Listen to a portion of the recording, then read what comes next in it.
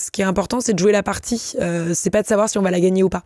Donc moi, je me dis, le partage doit devenir une évidence. Il faut que quelqu'un s'y colle. Moi, j'ai très envie de m'y coller, donc je m'y colle en fait. Sache ce qui te prend aux tripes. Et ensuite, une fois que tu es connecté à ça, en fait, lance-toi. Et le côté ose, vas-y au culot, te pose pas de questions. Je crois que c'est Mandela qui dit « Je n'échoue jamais, soit j'apprends, soit je réussis ». En fait, tu vas de toute façon en tirer énormément de choses si tu te lances dans l'aventure, en fait. Je pense que quand on est élevé comme une femme aujourd'hui, on est élevé différemment d'un homme, donc je pense que je serais pas la même personne en fait, tout simplement. Je pense que on est, en fait, on grandit dans le prendre soin des autres, dans se mettre plutôt derrière que devant. Et donc moi, de défendre un projet, ça a toujours été plus facile que de me défendre moi-même entre guillemets. Bonjour à toutes et à tous. Vous êtes de plus en plus nombreux à nous écouter. Merci. Si ce n'est pas encore fait, pensez à vous abonner. Ça ne prend qu'une seconde, mais ça fait toute la différence pour nous. Merci encore et bonne écoute. Bonjour à toutes et à tous. Je suis Alexandre Mars et vous écoutez Pause, le podcast où on prend le temps. Le temps de comprendre comment rendre l'impossible possible en explorant les parcours exceptionnels de mes invités. Qu'ils soient artistes, chefs d'entreprise, entrepreneurs sportifs ou encore activistes. Résilience, succès, inspiration, ils se dévoilent le temps d'une pause. Soyez les bienvenus. Et si entreprendre pouvait réellement changer le monde ? Mon invité du jour en fait la preuve. En quelques années, elle a sauvé avec son équipe des centaines de millions de repas du gaspillage en cofondant Too Good To Go. Elle a fédéré des entreprises autour de l'impact et de l'environnement en lançant la Climate House à Paris. Aujourd'hui, c'est l'économie du partage qu'elle défend et promeut à travers sa nouvelle start-up, Poppins. Comment bâtir un projet qui transforme nos habitudes ? Quels défis rencontre-t-on quand on veut allier business et engagement ? Quels biais faut-il affronter quand on est une femme, quand on est jeune et qu'on veut mettre l'impact au centre de ses initiatives ? Le temps d'une pause, elle revient sur son parcours et nous donne ses réponses. Salut Lucie Bache. Bonjour. Comment tu vas ? Super bien. Moi, ça va toujours globalement bien, surtout quand il fait beau dehors. Alors, c'est marrant parce que je te connais maintenant depuis des années et c'est vrai que moi, ce que j'aime chez toi, c'est cette capacité d'être toujours positive. Alors, parfois ça me fait me questionner, en fait, en disant, est-ce qu'elle est vraiment, pourtant je te connais, est-ce qu'elle est vraiment positive ? Je t'ai rarement vu avec Allons pas. Alors, c'est marrant parce que je pense que pendant des années, et notamment toute la période Too Good To Go, j'avais vraiment peu de moments où j'allais pas. Parce qu'en fait, j'étais vraiment dopée à l'adrénaline, bulldozer. Et c'est vrai que moi, j'ai grandi à me dire qu'en fait, la tristesse, ça ralentissait. En fait, moi, j'ai perdu mon papa très jeune. Et je me rappelle qu'à ce moment-là, j'ai pleuré pendant 3 jours. T'as quel âge ? J'avais 18 ans. Et j'étais en prépa et je passais mes concours 3 mois plus tard. Ça faisait 2 ans que je bossais comme une folle. Et 3 mois plus tard, j'avais les concours qui allaient définir aussi, enfin surtout à cet âge-là, on te dit, en fait, si t'es dans telle école plutôt que telle école, toute ta vie va être différente. Et je me rappelle que j'ai raté 4 heures de maths, du coup, pour l'enterrement. Et le lendemain, c'était soit je ratais encore 4 heures de maths, et du coup, je pouvais dire adieu à mes concours, globalement. Soit, en fait, je me levais de mon lit et j'allais retourner en classe, quoi. Et je pense qu'à ce moment-là, j'ai un peu fait le choix de... Soit je me laisse aller et je me morfonds, soit je me mets en mode bulldozer, je mets ma tristesse de côté et je continue à avancer. Et je pense que du coup après tout est allé très vite en fait. J'ai du coup intégré l'école 4 mois plus tard, puis j'ai fait mes 3 ans d'école où j'ai fait un double diplôme en plus, donc c'est allé super vite. Et après j'ai lancé Too Good To Go. Mais c'est extrêmement important ce que tu dis, merci de le partager. Tu as eu ce drame dans ta vie jeune. Toi, tu penses que le départ de ton papa a vraiment fait changer quelque chose, ou toi, tu étais déjà comme ça au départ ? Parce qu'encore une fois, tes parents entrepreneurs, profession libérale, tes parents, enfin, j'ai une sorte, toi, de vous trouver en fait dans la famille un ADN de liberté quand même. Complètement. Je pense j'ai toujours été hyper active, super entreprenante dans l'âme à être capitaine de l'équipe de volley, déléguée de classe. J'ai toujours été dans une espèce de leadership naturel et ça, je pense que c'est mon moteur de vie. Mais quand tu parlais de est-ce que je suis tout le temps heureuse, je pense que à ce moment-là, je me suis dit j'ai un choix à faire et soit je reste triste pendant des années durant, soit je choisis la joie et du coup mais certains de mes proches m'ont dit que j'étais presque dans une fuite en avant en fait, à enchaîner tous les projets comme ça et je pense que c'est pas complètement faux. Je pense que du coup, je me suis jamais posée en fait. Et cette charge mentale qui a pu être la tienne à ce moment-là, c'était aussi, tu voulais être forte aussi par rapport à ta maman, par rapport à tes proches, de montrer que toi, tu allais avancer. Comment tu l'as analysé ça? C'est une bonne question. Je pense que je l'ai avant tout fait pour moi. D'accord. En fait, moi, être triste, encore une fois, ça m'enthousiasme pas parce que je trouve que ça ralentit. Et en fait, c'est aujourd'hui, tu vois, 15 ans plus tard, que je réalise que parfois, c'est aussi important d'être triste, d'être ralenti, et de rien faire. Le dire. Oui, de le dire, en tout cas, de me le dire déjà. Ouais. Je pense que, tu vois, très souvent, je me suis même plus rendu compte que j'étais stressée. Et en fait, je me suis rendu compte que dans mon aventure entrepreneuriale, je pensais tellement que que toutes ces émotions difficiles, c'était des émotions à évacuer et à minimiser, que je les ai un peu gardées en moi et que j'étais complètement déconnectée de mon ressenti. Et je pense que là, ces dernières années, j'ai repris contact avec mon ressenti et donc maintenant, je suis capable de dire je suis stressée, je suis triste, je suis fatiguée. Et ça, je pense que c'est quand même plus sain de les extérioriser aussi, ces émotions qui sont pas forcément négatives. Surtout, et merci de le préciser, hein, ça c'est pour tous les gens qui nous écoutent, l'extérioriser, en parler déjà, essayer de s'avouer à soi-même, et puis parfois en parler autour de soi, parce que c'est aussi, on a besoin des autres, parfois pour nous aider, pour nous conseiller, c'est le cas, et si on est un peu dans cette vision Instagram parfaite, où tout va bien, la vie est merveilleuse, on sait que c'est évidemment faux, mais en plus de ça, ça ne nous aide pas forcément à avancer. Toi, je parlais de cet ADN de liberté. C'est vrai, encore une fois, pour te connaître bien depuis des années, il y a ce côté où... je suis même étonné, pour être franc avec toi, de t'avoir retrouvé chez Nestlé. Alors, donc, tu fais une école d'ingénieur, tu es ingénieur, tu fais une très bonne école qui est à Centrale Lille, tu fais un double diplôme en Angleterre, et là, je te retrouve chez Nestlé. Et donc, c'est vrai que j'ai été un peu étonné. D'ailleurs, on le voit depuis tu as très rarement eu des boss. Donc toi, cet ADN-là, ça a été quand même quelque chose que tu as voulu faire parce que tu étais rentré dans ce modèle. Il faut faire une grande boîte, il faut faire une grande école, puis après faire une entreprise. C'était un peu les choses à cocher dans un CV. Moi, j'ai jamais eu l'envie de monter une boîte pour monter une boîte. En fait, ça m'a jamais fait peur, mais c'est jamais venu naturellement. Par contre, je suis très curieuse et en plus, l'alimentation, ça a toujours été un sujet qui m'intéressait beaucoup. Et donc, assez naturellement, je me suis dit dans une grande boîte, en plus en graduate programme, je vais apprendre énormément de choses. Et c'est ça qui m'a intéressée de partir chez Nestlé, c'était de me dire waouh, je vais travailler en usine. Ça déjà, moi, en ayant grandi dans le 4e arrondissement de Paris avec effectivement des parents en profession libérale, je connaissais personne qui travaillait à l'usine, je connaissais personne qui était au chômage. Je me suis dit, en fait, c'est pas le vrai monde. Il faut que j'aille le comprendre. Et donc, moi, l'expérience Nestlé, elle m'a déjà apporté l'angle sur l'alimentation qui m'intéressait, mais aussi vraiment le fait de me retrouver dans des petits bleds de 1000 personnes, dont 750 qui travaillent à l'usine, et d'aller vraiment apprendre la vraie vie, en fait. Et donc, j'ai jamais regretté d'avoir eu cette expérience.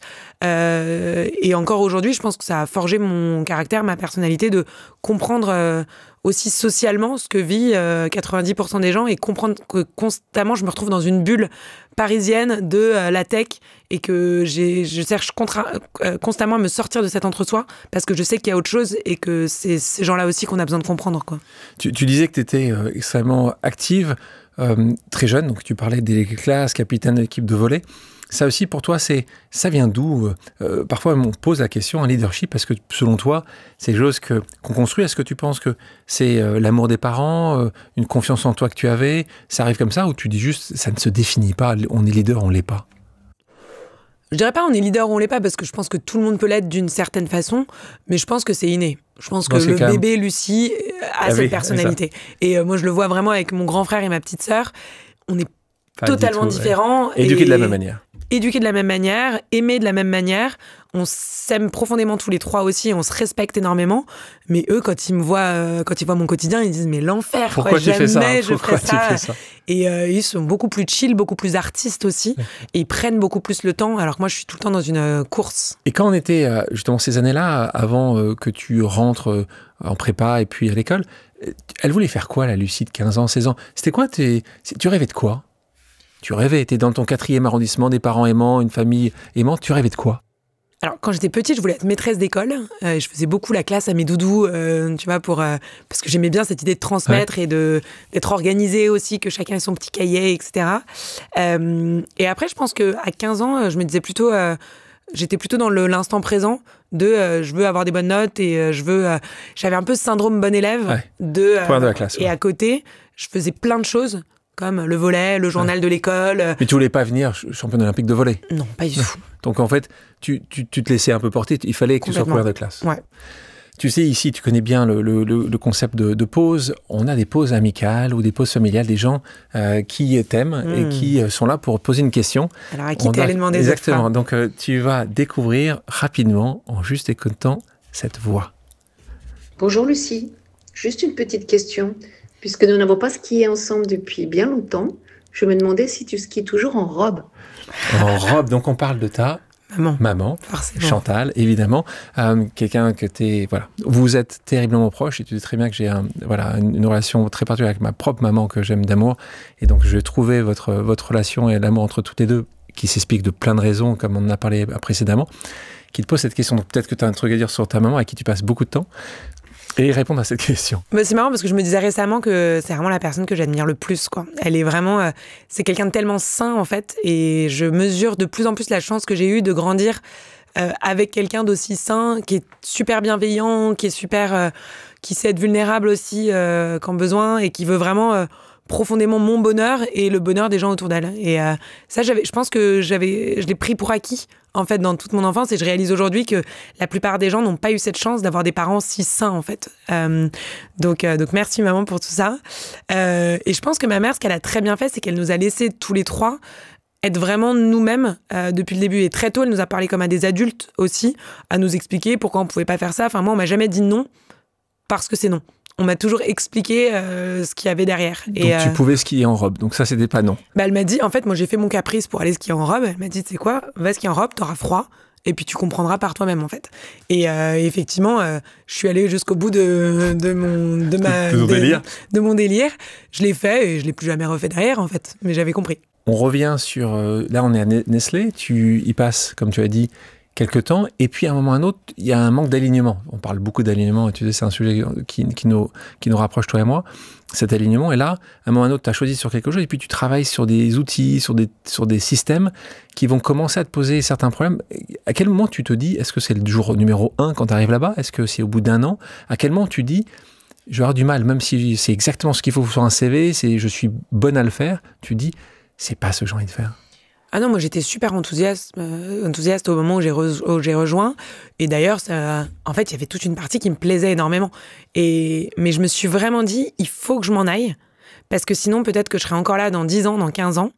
Et ça ne colle pas avec mes valeurs en termes de... je ne peux pas cautionner ce système alimentaire-là. Et c'était quoi particulièrement que tu ne pouvais pas cautionner? C'était notamment le gaspillage, en fait. En fait, il y avait deux choses qui me gênaient majoritairement. C'était le fait qu'on n'ait pas de mesure de ce qu'on faisait sur la santé et l'environnement. En fait, on n'en parlait pas, on n'était que dans des mesures financières ou de performance. Ce qui a changé après. Ce qui a changé avec après. Avec le Nutri-Score et plein de choses qui... Complètement. Et aujourd'hui, même mes collègues qui sont restés me disent, maintenant, on parle beaucoup plus du plastique sur les plages, par exemple, et donc de comment est-ce qu'on change les packaging. J'ai l'impression qu'ils ont vraiment fait du chemin. Mais moi, du tout bas de l'échelle, je me suis dit, si je veux faire changer les choses, je vais devoir attendre des dizaines d'années. Déjà, je suis impatiente. Et ensuite, peut-être que d'ici là, je serais rentrée dans ce moule, en fait. Donc voilà. Et ensuite, la deuxième chose, c'est effectivement moi-même être à l'origine de projets qui créaient davantage de gaspillage. Et où là, je me disais, je peux pas être fière de ça, en fait. Mais fière par rapport à toi, par rapport à ton écosystème, ou c'était vraiment ce qui était parce que ton écosystème à l'époque, il a beaucoup changé, il est très différent de celui que tu as aujourd'hui. Donc, non, c'était vraiment par rapport à moi. C'était vraiment de me dire... En fait, là, tout le monde me donne des points parce que j'ai fait ce projet d'amélioration continue. Mais en fait, moi, ce que je vois, c'est que concrètement, il crée plus de défauts et plus de gaspillage. Et ça, moi, profondément, j'en étais pas fière, en fait, mais pour moi-même. T'es bien payé, t'as tout ce qu'il faut. Et là, c'est ce qui est compliqué pour beaucoup de gens et qui nous écoutent aussi. Parfois, c'est de casser ces menottes qu'on appelle les menottes dorées, qui était le cas pour toi. Ce choix, il est fait seul, il est fait avec, en parlant à justement Chantal, ta maman. T'en es absolument sûr de ce que tu veux faire. Tu dis, il faut que je parte. Ouais, je pense que j'ai toujours été à fond dans ce que je fais. Et donc, je bossais un peu nuit et jour. J'habitais sur le parking de l'usine. Enfin, j'étais vraiment dédiée à ça. Et c'est ma presque tante Claire Fulda, que je salue, qui me dit tu peux pas bosser autant si t'es pas complètement convaincu que tu t'es au bon endroit et que c'est ce que t'as envie de faire et que t'es totalement aligné, en fait. Et je pense que ça a fait pas mal le déclic. Et ensuite, il y a mon manager de l'époque qui m'a dit franchement, reste pas, quoi. T'as trop d'envie, t'as trop de... Parce qu'en plus, je cramais un peu les process. Il me dit, moi, j'aurais dû le faire il y a 15 ans. Et aujourd'hui, j'ai 2 enfants, j'ai un prêt à rembourser. Je pourrais plus jamais le faire. Et donc, toi, t'as trop d'énergie et d'envie pour rester là. Et donc, j'ai trouvé ça génial, en fait, qu'ils me le disent. Et je me suis dit, tu sais quoi, j'ai jamais redoublé. J'ai sauté la grande maternelle. Je vais prendre 1 an de congé sabbatique, entre guillemets, en me disant que de toute façon, j'ai les diplômes, j'ai l'expérience. Dans 1 an, je pourrais très bien retrouver un boulot dans une grosse boîte. Et donc, là, c'est le moment de passer 1 an pour moi à faire ce qui me plaît. Et donc là, tu restes pas en Angleterre. Là, je te retrouve dans les pays nordiques, précisément à Oslo, en Norvège. En Norvège. Là, pourquoi Oslo? Est-ce qu'il y avait une raison? L'amour, forcément. C'était pas pour bosser dans le pétrole, donc c'était forcément non, il y a pour retrouver quelqu'un. Il y a quand même d'autres choses à Norvège. Il y a plein de choses. Non, il y a plein de choses. Il n'y a pas que le pétrole ou l'amour. Mais toi, c'est pour retrouver quelqu'un. Donc, tu vas retrouver ton petit ami de l'époque. Et là, tu prends le temps. Et là, toi, t'aimes toujours rencontrer, discuter. Donc là, tu te passionnes. Ouais, en fait, j'avais quand même vraiment une idée en tête. Enfin, déjà, sur le parking de Nestlé, j'avais commencé à penser à cette application qui peut connecter commerçants, consommateurs. J'avais encore, j'ai retrouvé les dessins de l'appli. Raconte-nous, donc, c'est quoi les dessins d'appli? À l'époque, tu voulais faire quoi? Quand tu dis consommateur... Moi, je voulais vraiment connecter le boulanger de quartier qui est en train de jeter ses viennoiseries et ses pains et ses croissants et ses sandwichs avec un consommateur qui passe dans la rue et qui peut les récupérer. Donc c'est vraiment le principe too good to go absolu. Bah oui, en fait, on n'a jamais changé derrière d'idée. Ce dont on s'est rendu compte 1 an après, c'est qu'il n'y avait pas qu'on pouvait mettre tout type de commerçants de quartier, mais surtout 1 an plus tard, qu'on pouvait mettre aussi les supermarchés. Alors, avant de rentrer là-dedans, parce qu'on est déjà dans le modèle too good to go, là, je veux voir la vie de Lucie qui a 21 ans, 22 ans, qui Donc se moi, retrouve, j'ai cette idée en tête. Qui est à Oslo. Je passe la moitié de mon temps à apprendre sur le site du zéro, à coder mon application. Et je me dis, c'est aussi le moment de m'inspirer.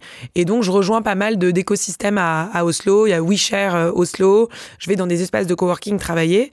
Et en fait, je vais à des conférences et je m'inspire à fond je me nourris, en fait. Parce que c'est vrai que sur le parking à Nestlé, je commençais un peu à me dire, j'ai envie d'être challengée de manière intellectuelle. Là, on est en quelle année? On est en 2015. 2015, hein. Donc tu te retrouves là. Et raconte-nous, parce que ça aussi, c'est des gens qui, pas uniquement qui te regardent, mais des gens qui ont envie de monter, des entreprises qui veulent se lancer parfois. Ils se posent beaucoup la question, énormément. Tu sais que c'est des questions que toi et moi, on reçoit très souvent. Comment avoir l'idée, comment la développer. Alors moi, j'ai écrit un livre qui s'appelle Ose là-dessus, que sur comment tu peux arriver à développer.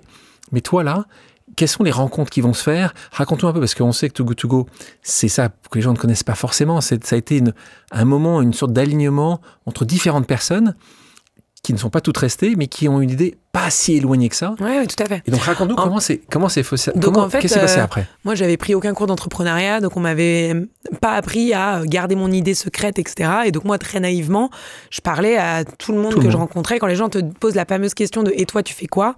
Et ben moi, ma réponse, c'était, sans y croire, enfin, en y croyant à moitié, c'était je monte une boîte pour lutter contre le gaspillage alimentaire qui connecterait les commerçants et les consommateurs pour réduire le gaspillage alimentaire. Et en fait, à force d'en parler à un maximum de gens, il y a, tu sais, toujours le truc de « Ah, mais moi aussi, j'ai entendu parler de quelqu'un qui est en train de faire pareil, etc. » Et donc, finalement, j'arrive effectivement sur découvrir qu'au Danemark, à Copenhague, il y a 4 mecs qui sont en train de monter un concept identique quasiment. Eux, la différence, c'est que c'est sur les buffets à volonté.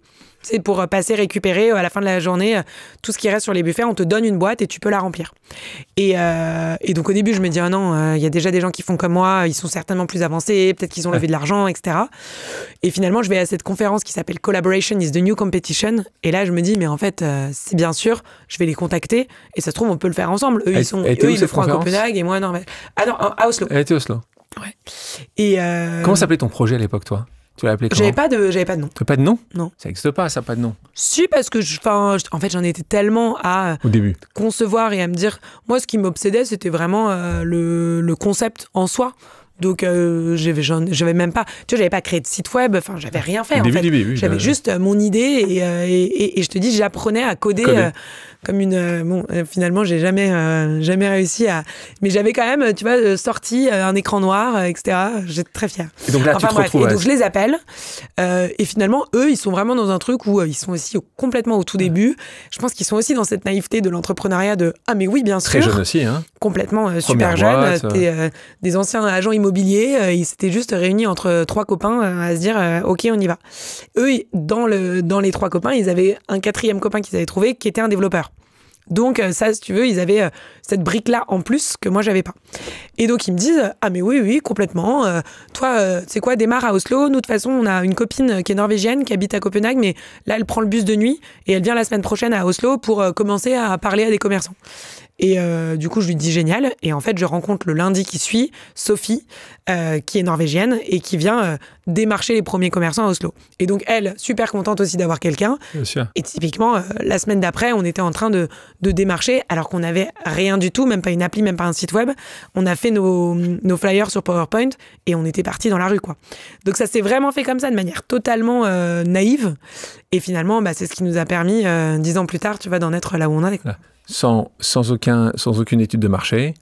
Mais rien. Ouais, peut-être que... On est vraiment parti à l'instinct. Et eux, ils m'ont parlé des buffets à volonté. Sophie, quand elle est arrivée à Oslo, elle a dit aussi, il n'y a pas de buffet à volonté ici autant qu'il y en a au Danemark. Elle dit, mais c'est bien sûr, il faut le faire sur tous les buns et tout ce qu'il y a dans les boulangeries. Et donc, nous, on est parti plutôt sur les boulangeries d'abord. Et donc, eux montaient leur concept sur les buffets à volonté. Et nous, on le montait sur les boulangeries. Et c'est de là aussi qu'est venue l'idée du panier surprise. C'était qu'on se disait, comme ça, on peut faire exactement la même appli pour les deux côtés.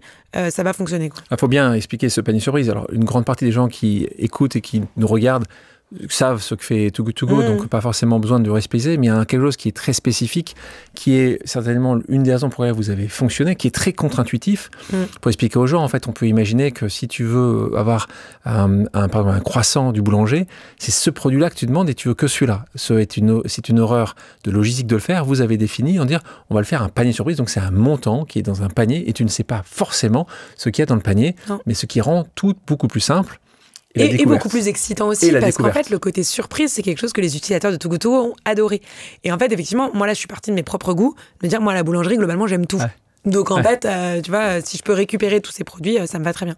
Donc là, des différentes questions, encore une fois, pour les gens qui nous écoutent. Dans la durée, donc déjà, tu vas nous expliquer quelle était la table d'après. À quel moment, toi, tu t'es dit, il y a quelque chose. À quel moment tu t'es dit, je ne suis pas désespéré, ça rentre vraiment. C'était qui votre premier client, le premier que tu as réussi à signer et puis, ces 5, parce que vous étiez 5 cofondateurs donc au départ, 2 équipes en gros, la tienne et la leur, combien ont été encore là 2, 3, 5 ans après? À quel moment ils sont tous partis? Qu'est-ce qui s'est passé pour continuer l'aventure? Alors là, effectivement, on rentre dans les backstage de Too Good To Go. Mais c'est ça qui est génial. Ouais, complètement. Mais c'est vrai qu'on me pose pas souvent la question. Alors, donc déjà, eux, ils étaient 4 au Danemark. Il y avait Sophie, il y avait moi. Et ensuite, on n'était pas les seuls à avoir cette idée. C'est-à-dire qu'il y a Jamie et Chris qui nous ont contactés de l'Angleterre en disant, nous aussi, on veut le faire. Il y avait 2 cofondateurs allemands aussi qui nous ont dit, nous aussi, on veut le faire. Et finalement, on avait un cofondateur suédois aussi. Ouais, et pour tout te dire, on avait même 2 Français qui habitaient aux États-Unis qui nous ont dit, nous aussi, on veut le faire. Et donc, en fait, on est parti dans un truc où très rapidement, on avait des gens qui bossaient sur le concept de Too Good To Go et qui utilisaient l'appli et la marque dans une dizaine de pays. Donc et on avait en tout et pour tout un groupe WhatsApp qui s'appelait Too Good To Go International, tu vois. Et c'était tout. Et donc chacun a un peu commencé de son côté. Moi, pour répondre à ta question, en fait, je me suis même pas posé la question de est-ce que ça va marcher ou pas, parce qu'en fait, j'étais dans mon année sabbatique, en fait, donc j'étais en mode, je me fais plaisir, et en fait, peut-être que je pourrais jamais me payer avec, mais enfin, c'est pas très grave, je suis tellement convaincue qu'il y a quelque chose à faire que j'y vais.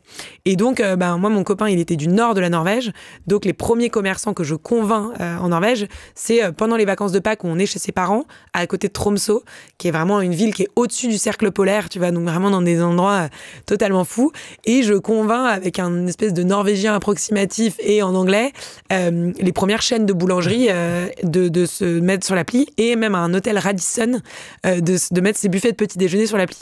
Donc ça, c'est les premiers... Faut bien imaginer, hein, tu es une Française qui a 25 ans, 24, qui est tout en haut de Norvège, qui va réussir à convaincre déjà, encore une fois, c'est il y a 10 ans, le monde a beaucoup évolué, même technologiquement parlant.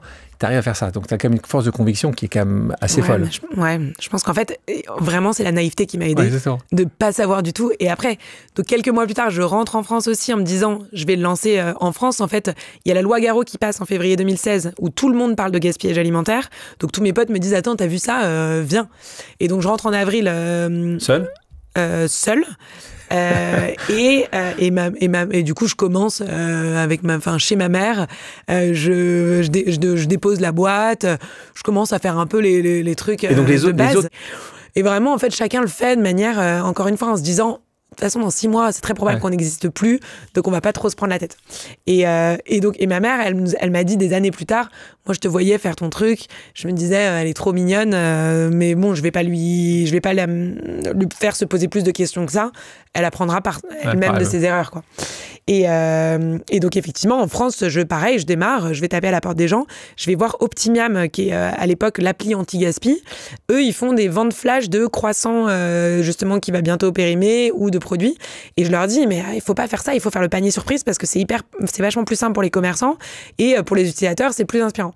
Et ils ne disent, mais pas du tout. Et ils me blasent un peu en disant, attends, là, on part à San Francisco, on va peut-être rentrer au Y Combinator, donc on se reparle plus tard. T'es gentil. Et en fait, moi, quand ils sont revenus des États-Unis, Too Good To Go était déjà hyper installé, en fait. Ils existent encore ? Non, ils n'existent plus. D'accord.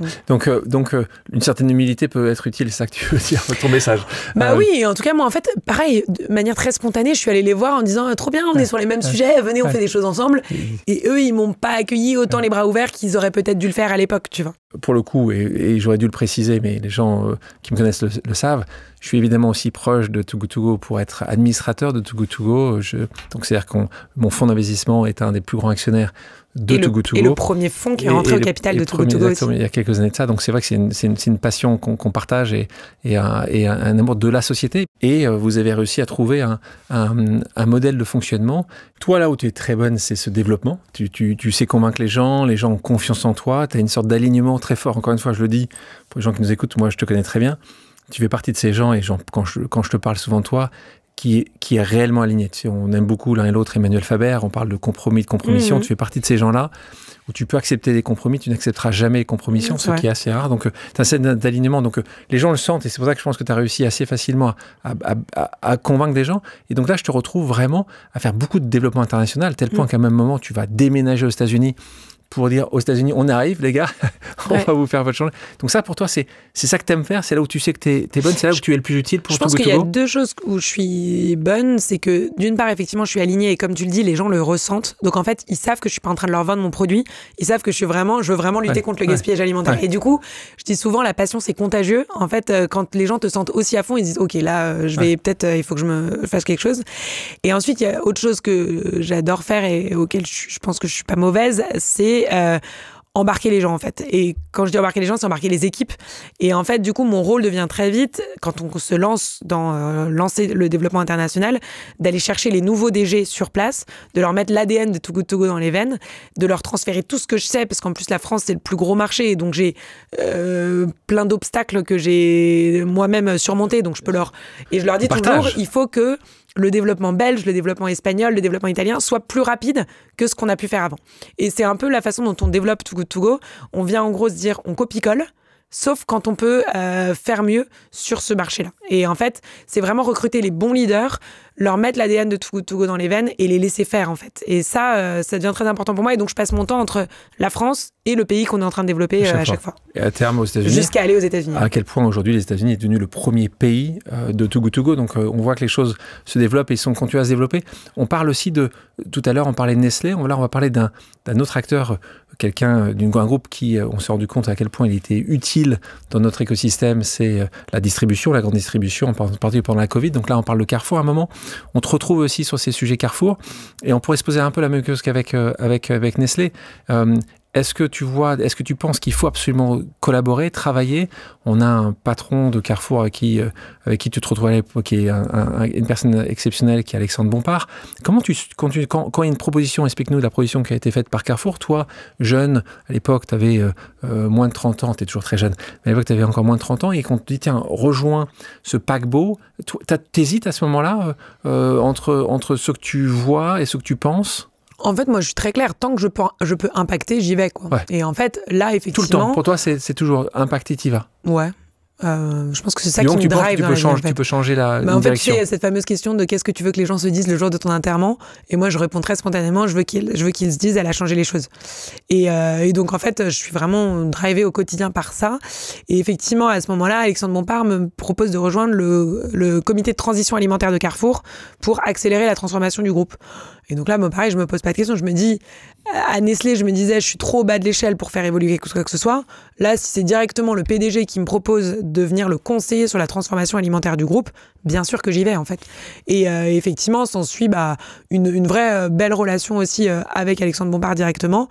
Et pour Too Good To Go aussi, une opportunité géniale de réduire le gaspillage alimentaire d'un groupe de cette taille international qui fonctionne super bien, quoi. Avec des gens très bien, on parle en particulier de la personne qui est vraiment au cœur de ces sujets-là là-bas, qui a beaucoup aussi œuvré pour quelque chose qu'on aime beaucoup, qui s'appelle C'est qui le patron. Et donc il faut aussi, c'est ça qu'on essaie de dire comme message, c'est qu'il faut évidemment que des entrepreneurs comme toi, moi et d'autres, on essaie de combattre, mais il faut aussi allier toujours souvent des grands groupes et les gouvernements. Oui, tout à fait. Et moi, par exemple, Bertrand Wizarski, qui est le directeur RSE, qui est devenu un ami. En fait, derrière, dans les grands groupes, il y a des gens, en fait. Il y a des humains et il y en a tout un tas. Lui, il est quand même pas mal. Hein. Qui sont là pour faire changer les choses, en fait. Et donc, pour moi, il faut vraiment se dire, plutôt que de dire les grands groupes sont des méchants, en fait, il faut comprendre ce qu'il y a à l'intérieur des grands groupes. Et souvent, il y a des gens absolument géniaux dont on a besoin pour accélérer cette transformation. Donc, tu parlais des changements aussi, tu as parlé de législation, des lois qui ont apparu. Je sais que c'est quelque chose qui t'a beaucoup motivé de discuter, de faire avancer. Tu vois qu'il y a une vraie évolution des comportements là, soit parce qu'ils sont obligatoires, en tout cas, ils sont poussés par des normes, par des décisions, tu vois. Ou à l'inverse, tu penses que ça va pas assez vite? Tu vois qu'il y a une évolution entre le jour où tu as commencé Too Good To Go là-haut à Neuso, tu vois qu'il t'es plutôt positive? Tu vois qu'il y a un changement de comportement? Les gens comprennent plus? Sur le gaspillage alimentaire? Tout à fait. Oui, je pense qu'on a réussi avec Too Good To Go à remettre un peu le sujet de la lutte contre le gaspillage alimentaire au goût du jour. C'est-à-dire que moi, quand j'ai commencé déjà à aller récupérer un panier d'invendus à la fin c'était vraiment pas cool. Aujourd'hui, c'est devenu cool d'utiliser Too Good To Go. Le nombre de gens qui postent sur les réseaux sociaux en étant super fiers de regarder le panier surprise que j'ai récupéré. En fait, pour moi, c'est ça qu'on a réussi à faire, c'est faire qu'un sujet sociétal un peu mis au placard ou un peu sur lequel on avait lâché l'affaire, est redevenu un vrai sujet sociétal où les distributeurs s'en emparent, les industriels s'en emparent et les consommateurs s'en emparent et donc les pouvoirs publics aussi. Et c'est vraiment comment est-ce qu'on vient lutter contre ce triangle de l'inaction où le privé, le public et les consommateurs disent c'est pas à moi de bouger, c'est vous. Nous, en fait, on s'est dit il faut qu'on s'adresse à tous et donc on les a tous fait bouger, en fait. Et donc là, si tu avais une loi, toi, si tu étais ministre, Premier ministre ou présidente, si tu avais une loi, ce serait quoi pour vraiment qu'on change, maintenant qu'on ne revienne plus en arrière? T'as été une loi, tu dis que tu... Je pense que sur le thème du gaspillage alimentaire, moi je suis assez radicale, je pense qu'il faut interdire le gaspillage alimentaire. Donc c'est-à-dire quand tu es un acteur de l'écosystème de l'alimentation, tu t'assures que tu n'as pas de déchets en fait. Et pour moi c'est comme mettre de la sécurité sur un événement en fait, c'est une contrainte qui est devenue une obligation. Et demain c'est pareil, quand tu gères l'alimentation, tu dois s'assurer qu'il n'y a pas de déchets produits par toi. À ton échelle. C'est quoi le conseil que tu donnes, toi, quand tu as un jeune qui vient te voir? Ou, encore une fois, quelqu'un qui veut se lancer? Moi, mais il y en a régulièrement qui viennent me voir. Moi, je donne 2 choses. C'est 1, connecte-toi à tes tripes et sache qui vraiment, toi, te rend fou. Parce que moi, comme je le disais, en fait, le gaspillage alimentaire, ça me rendait tellement folle que même si je pensais pas que j'allais pouvoir monter une boîte et encore moins une multinationale, etc., je me disais, en fait, je le fais pour moi, en fait, parce que ça me rend folle. Donc, sache ce qui te prend aux tripes. Et ensuite, une fois que tu es connecté à ça, en fait, lance-toi. Et le côté ose, vas-y au culot, te pose pas de questions. Je crois que c'est Mandela qui dit « Je n'échoue jamais, soit j'apprends, soit je réussis ». En fait, tu vas de toute façon en tirer énormément de choses si tu te lances dans l'aventure, en fait. On va continuer les pauses. Quelqu'un d'autre dont on a parlé récemment a la gentillesse de te poser une question. On écoute. Mété. Hi Lucy. My question for you is... What is the main leadership lesson you learned at Too Good To Go? Donc, on a parlé de Mété, elle te posait la question pour les non-anglophones, mais je pense que la majorité des gens ont pu comprendre. C'est dans cette expérience Too Good To Go, qui a été une expérience exceptionnelle de nombreuses années, c'est quoi la leçon de management, quelque chose que tu as appris, que tu dis, tiens, ça maintenant je sais que c'est quelque chose que je ferais peut-être différemment ou je ferais exactement de la même manière. C'est quoi la chose la plus importante pour toi sur cette partie-là? Alors c'est marrant parce que pour moi, elle a pas employé le mot management, elle a employé le mot leadership. T'as raison. Et en fait, je considère que c'est deux choses vraiment différentes d'une manière ou d'une autre. Moi, sur le leadership, le premier mot qui m'est venu, c'est l'humilité. En fait, quand tu montes une boîte si jeune et que tu sais autant rien faire, t'as pas le choix, en fait. Et c'est vrai que j'ai appris à être fière de mon humilité et de mon inconséquence, de mon incompétence. C'est-à-dire que tu pouvais dire « je ne sais pas ». Et complètement. Et en fait, je pouvais dire je ne sais pas et je pouvais recruter des gens qui savaient mieux que moi et leur dire je compte sur toi pour le faire en fait parce que moi je sais pas le faire. Et je pense que ça, en termes d'embarquer les gens, en fait, le côté si t'es pas là pour le faire, on va pas y arriver. Je suis pas Tadeli, en fait, je pourrais pas venir prendre la suite. Bah ça, en fait, ça permet aux gens de monter en puissance. Et moi, du coup, j'ai vu des gens rentrer en étant petits et sortir en étant tellement grands.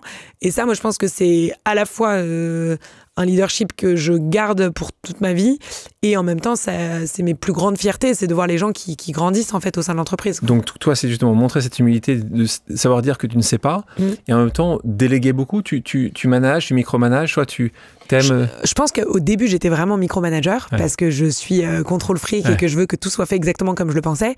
Et ensuite, très rapidement, j'ai compris que si je continuais comme ça, j'allais bloquer la boîte en fait.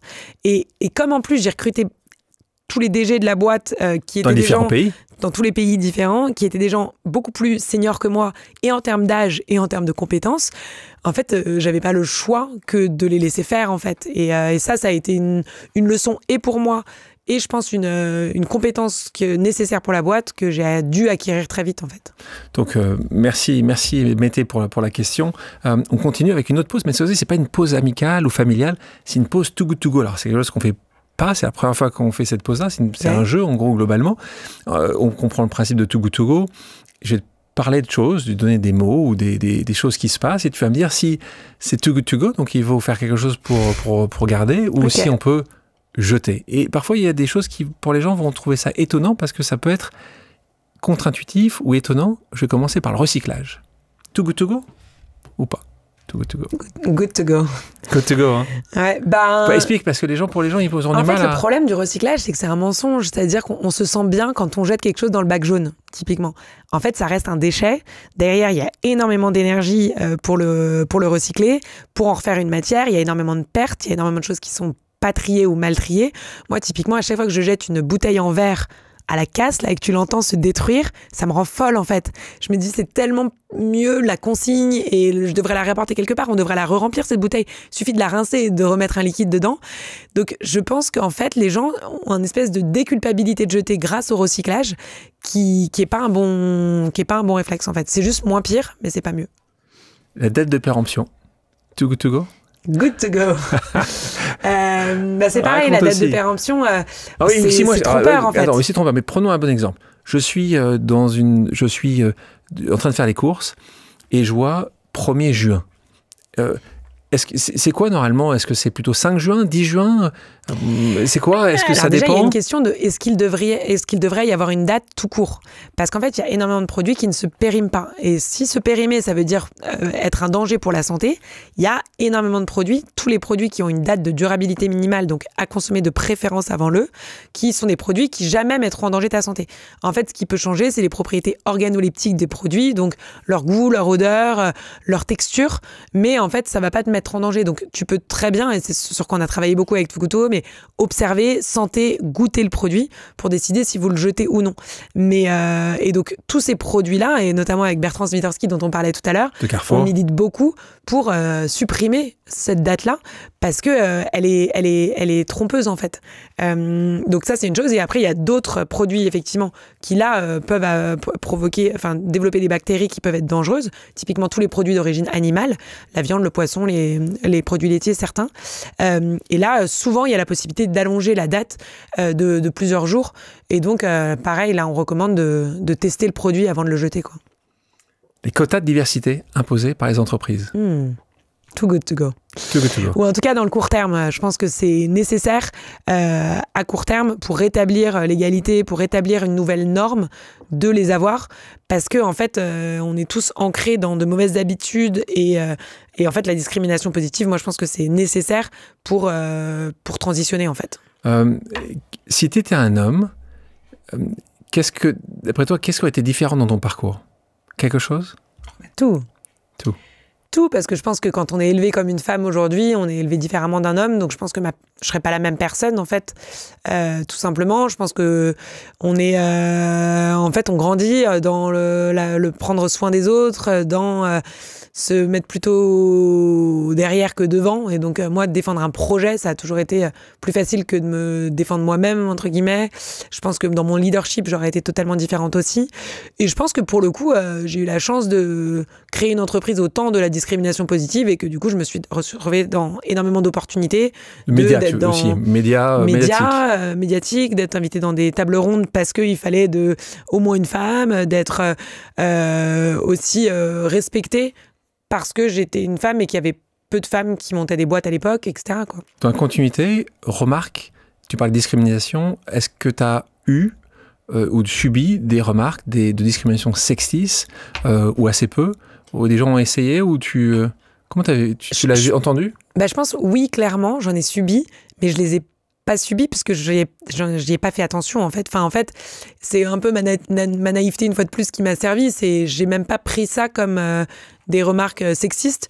J'ai juste, je me suis dit, cette personne, c'est pas cool de dire ça. Mais je me suis pas dit, c'est parce que je suis une femme qui me ramène à ma condition de femme. Et donc, moi, j'ai un peu fait la technique bulldozer, comme je fais avec tout. Je me suis pas arrêtée à ça, en fait. Les réseaux sociaux, Too Good To Go? Waouh, ça c'est dur. C'est dur, celui-là. Instagram n'écoute pas, tu peux le dire. Non, mais je pense que c'est les deux. C'est qu'est-ce qu'on en fait, en fait. Les réseaux sociaux, pour moi, c'est un outil qui peut être génial et qui peut être très destructeur aussi. Donc, les réseaux sociaux en excès, ou s'ils viennent remplacer les relations physiques, non. Si ils nous permettent de rester en contact, oui. En parlant de loi, il commence à avoir dans un certain nombre de pays une volonté d'interdire les réseaux sociaux réellement, et même les téléphones pour les jeunes qui ont moins de 13 ans, 14 ans, 16 ans, ça arrive dans certains pays. Toi, tu trouves que c'est prendre une position à la place d'une famille, de la place de parents, ou tu penses que ça peut être nécessaire? C'est une bonne question. J'ai pas d'enfant de cet âge-là, donc c'est difficile de savoir ce que je ferais pour mes propres enfants, mais je pense que, en tout cas, il faut les protéger des excès, et que on trouve tellement n'importe quoi aujourd'hui, et sur les réseaux et sur Internet, que oui, c'est sûr qu'il faut réglementer ces sujets-là. La vente de fruits et de légumes moches à prix réduit. Too good to go, bien évidemment. Non, c'est un sujet sur lequel j'ai beaucoup travaillé, effectivement, avec Nicolas Chaban, avec Elsa Saltimis, sur ces fameuses gueules cassées, ou tous les produits qui sont jetés parce qu'ils sortent des standards qu'on a définis.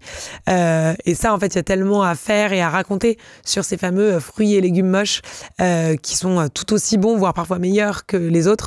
Il faut absolument changer ça. La semaine de 4 jours. Toi, c'est quoi la semaine? C'est la semaine de 6 jours, toi? Non, c'est la semaine de 7 jours, mais où je me permets aussi un mardi à 10h d'aller à l'aquagym dans l'océan en Bretagne, parce que c'est ça qui me rend heureuse à ce moment-là et qui va me faire du bien. Je me permets aussi un jeudi d'aller passer un déjeuner et un début d'après-midi avec ma mère, parce que j'ai envie de la voir. Enfin, en fait, moi, j'ai vraiment retravaillé ma semaine pour me dire, c'est pas mes enjeux pro d'un côté et ensuite mes enjeux perso, parce que sinon, effectivement, tu te retrouves à faire une semaine de 6 jours pro au moins. Et non, c'est en fait être capable de prioriser aussi ce qui me fait du bien à mes proches dans la même semaine, en fait. C'est marrant, tu dis à tes proches, pour t'entendre, j'aurais attendu ce qui me fait du bien aussi. Là, tu mets tes proches, parce que quand tu fais plaisir à tes proches, tu te fais plaisir, c'est ça? D'une part, et parce que comme maintenant ma meilleure amie c'est moi-même, et je me mets dans mes proches, en fait. Il y a vraiment cette phrase que ma grand-mère me disait tout le temps, c'est quand je me regarde dans le miroir, je vois ma meilleure amie. Et en fait, apprendre à prendre soin de sa relation avec soi, c'est vraiment quelque chose que j'ai appris dans ces dernières années et qui a complètement changé ma vie, en fait. La taxation plus forte des super profits des entreprises. Too good to go. C'est nécessaire, obligatoire. Enfin, en fait, moi, je suis assez radicale là-dessus. Je dis même qu'on devrait avoir un maximum de ce qu'on peut gagner dans une vie, qu'on soit une entreprise ou un particulier, et que le reste devrait être remis dans le pot commun, en fait. Enfin, il y a un moment où, quand ça change plus rien d'avoir des centaines de millions d'euros en plus ou en moins, enfin, il y a un moment, il faut arrêter, quoi. Et partager, c'est mon nouveau combat, pour le coup. Toi, quand tu as cette discussion-là avec des gens, parce que l'écosystème dans lequel tu travailles, où tu es, tu rencontres beaucoup de gens qui ont des moyens considérables.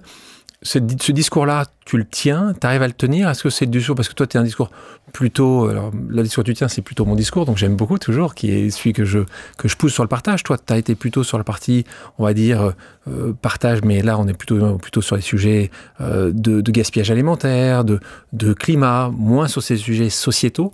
Tu veux les porter de plus en plus, ces sujets sociétaux? Oui, complètement. Récemment, j'ai signé une tribune sur l'héritage et sur le fait que je crois que c'est les 1% des foyers les plus riches, c'est-à-dire vraiment une toute petite partie de la population, devraient être beaucoup plus taxés sur l'héritage. Et moi, je considère que c'est pas forcément un cadeau quand tes enfants ont déjà grandi dans un milieu surprivilégié, qu'ils ont toute l'éducation, le réseau, etc., que tu leur as transféré, d'en plus leur laisser un gros paquet le jour où tu t'en vas. Donc oui, je prends de plus en plus la parole parce que je considère que c'est hyper important de donner plus de place à une élite financière qui dit on veut payer plus d'impôts, non, on partira pas en Belgique et au Luxembourg si vous augmentez les taxes, et oui, on considère que c'est normal quand on a beaucoup de sous de partager davantage. Tu comprends ça, toi, de pouvoir changer de vie juste pour payer moins d'impôts? C'est-à-dire partir dans des pays... En fait, c'est ce qui est tellement dommage, c'est que quand tu as de l'argent, ça t'offre la liberté de pouvoir faire tes choix sans considérer l'argent, justement. Et donc, faire ses choix pour protéger son argent, on marche totalement sur la tête, en fait, parce que l'argent, ça apporte la liberté de choisir ce qu'on a envie de faire sans se prendre la tête là-dessus, quoi. Mais quand t'as ça et quand t'as un ami à toi qui fait différemment, tu peux dire, j'ai pas envie de travailler avec cette personne-là? Alors moi, j'essaie vraiment tu vois, et sur les sujets écologiques et sur ces sujets-là, de pas être dans le jugement, mais vraiment être dans dans l'inspiration et de se dire, regarde, moi, je vois vraiment les choses comme ça. T'as réussi à inspirer? Ouais, je pense. T'as des gens qui sont revenus de oui, ces pays-là? Oui, je pense qu'il y a beaucoup de gens qui se posent la question. Parce qu'ils entendent mon discours et ils se disent c'est vrai qu'elle a pas tort. Enfin, en fait, pourquoi est-ce que je me contrains pour protéger mon argent alors que j'ai beaucoup trop d'argent? Attendons de voir comme jusqu'au bout, hein, s'ils sont revenus ou s'ils ont payé plus. En fait, c'est ce qu'on fait aussi, c'est ce que je fais en tant qu'ambassadrice EPIC. Bien sûr. C'est dire à ces gens, vous pouvez faire tellement de choses géniales avec votre argent, profitez-en, quoi. Mais c'est certain que c'est un sujet parce qu'en fait, tu as raison, une protection de l'argent qui est assez ultime. Mais on revient sur un sujet que tu as précisé dès le départ, quand tu me parlais de ce qu'il y aura sur ta tombe. C'est exactement ça, c'est le pourquoi. C'est que toi, très tôt, tu sais. Et c'est rare de savoir, ça prend normalement des années, parfois on ne sait même pas. Pourquoi tu es là? Moi, je sais que c'est une décision que j'ai souvent. Et dernier podcast, j'ai eu comme ça avec un entrepreneur génial, on disait, mais ton entreprise fait 1 milliard, c'est quoi après 2 milliards, 3 milliards? C'est quoi la finalité? Et je pense que cette finalité, si tu la définis pas assez tôt, c'est peut-être un peu plus compliqué. Et c'est là où tu peux être drivé par des choix qui ne sont pas forcément les meilleurs. Est-ce que tu penses toujours dans cette pause Too Good To Go que les entrepreneurs doivent se mêler de plus en plus de politique? Oui, je pense que l'entreprise est politique par essence. Moi, je dis toujours que l'entreprise, c'est le véhicule à impact le plus efficace pour changer le monde. C'est pour ça que l'entrepreneuriat à impact, je trouve que c'est génial. Et je pense que c'est important de distinguer l'entrepreneur de l'entreprise. En fait, moi, je me suis jamais permis, depuis les comptes de Too Good To Go, d'indiquer pour qui il faut aller voter, d'indiquer, de prendre position autre que sur la lutte contre le gaspillage alimentaire, où là, pour le coup, on y allait à fond. Mais par contre, moi, prendre position au nom de Too Good To Go sur le conflit israélo-palestinien, sur des thématiques sociétales, je pense que c'est pas le rôle de Too Good To Go. Par contre, que moi, Lucie Bache, en tant qu'entrepreneuse, je puisse prendre la parole sur ces sujets, je pense que c'est essentiel. Tu l'as souvent fait? Tu t'es posé la question? Je suis pas sûr que tu l'aies fait, par exemple, sur le conflit, là. Non, parce que je considère que je ne suis pas bien positionnée pour le faire. En fait, c'est là aussi, c'est l'humilité. C'est quels sont les sujets où je considère que j'ai un avis à avoir ou que j'ai un avis qui est assez pertinent, et quels sont les sujets sur lesquels je suis pas. En fait, moi, la géopolitique, je considère que je suis nulle, en fait. Donc, qu'est-ce que je vais aller dire? Ça me regarde pas. Par contre, sur tous les sujets du climat, par exemple, ça, c'est des choses que je fais très régulièrement. J'ai fait beaucoup de tribunes, notamment via la Climate House, où on embarque tous les cofondateurs derrière. Tu t'es jamais positionné pour un parti politique, jamais. Non, par contre, je dis allez voter. D'accord. Et je dis votez contre le RN. Donc tu te positionnes... Pas pour un parti politique, mais contre un, oui. Allez, contre l'extrême droite. Ouais. Ok. Le télétravail. Ouais. Généralisé. Est-ce que pour toi, tu trouves qu'on était à 3 jours, 2 jours sur 5, là on est en train de se positionner, certaines sociétés sont en train de dire on revient sur du 4 jours, peut-être 5 jours sur 5. Toi, qu'est-ce que toi qui aimes aller en Bretagne? Ouais, moi j'aime pas trop les règles et les principes de manière générale. Je disais, on m'a jamais dit non parce que en fait je veux toujours savoir pourquoi.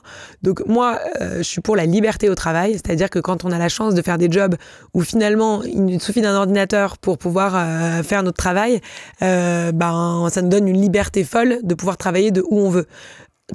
Tant que pour moi, je pense que pour monter une boîte, c'est essentiel d'avoir une culture d'entreprise très forte. Et je pense que rien ne remplace le fait de travailler l'un à côté de l'autre, le fait de se rencontrer, le fait de vivre des expériences ensemble en physique. Donc moi, ce que je dis à mes équipes, c'est en fait, il n'y a pas de règles. Par contre, typiquement, on a des jours d'équipe où je veux que tout le monde soit au bureau.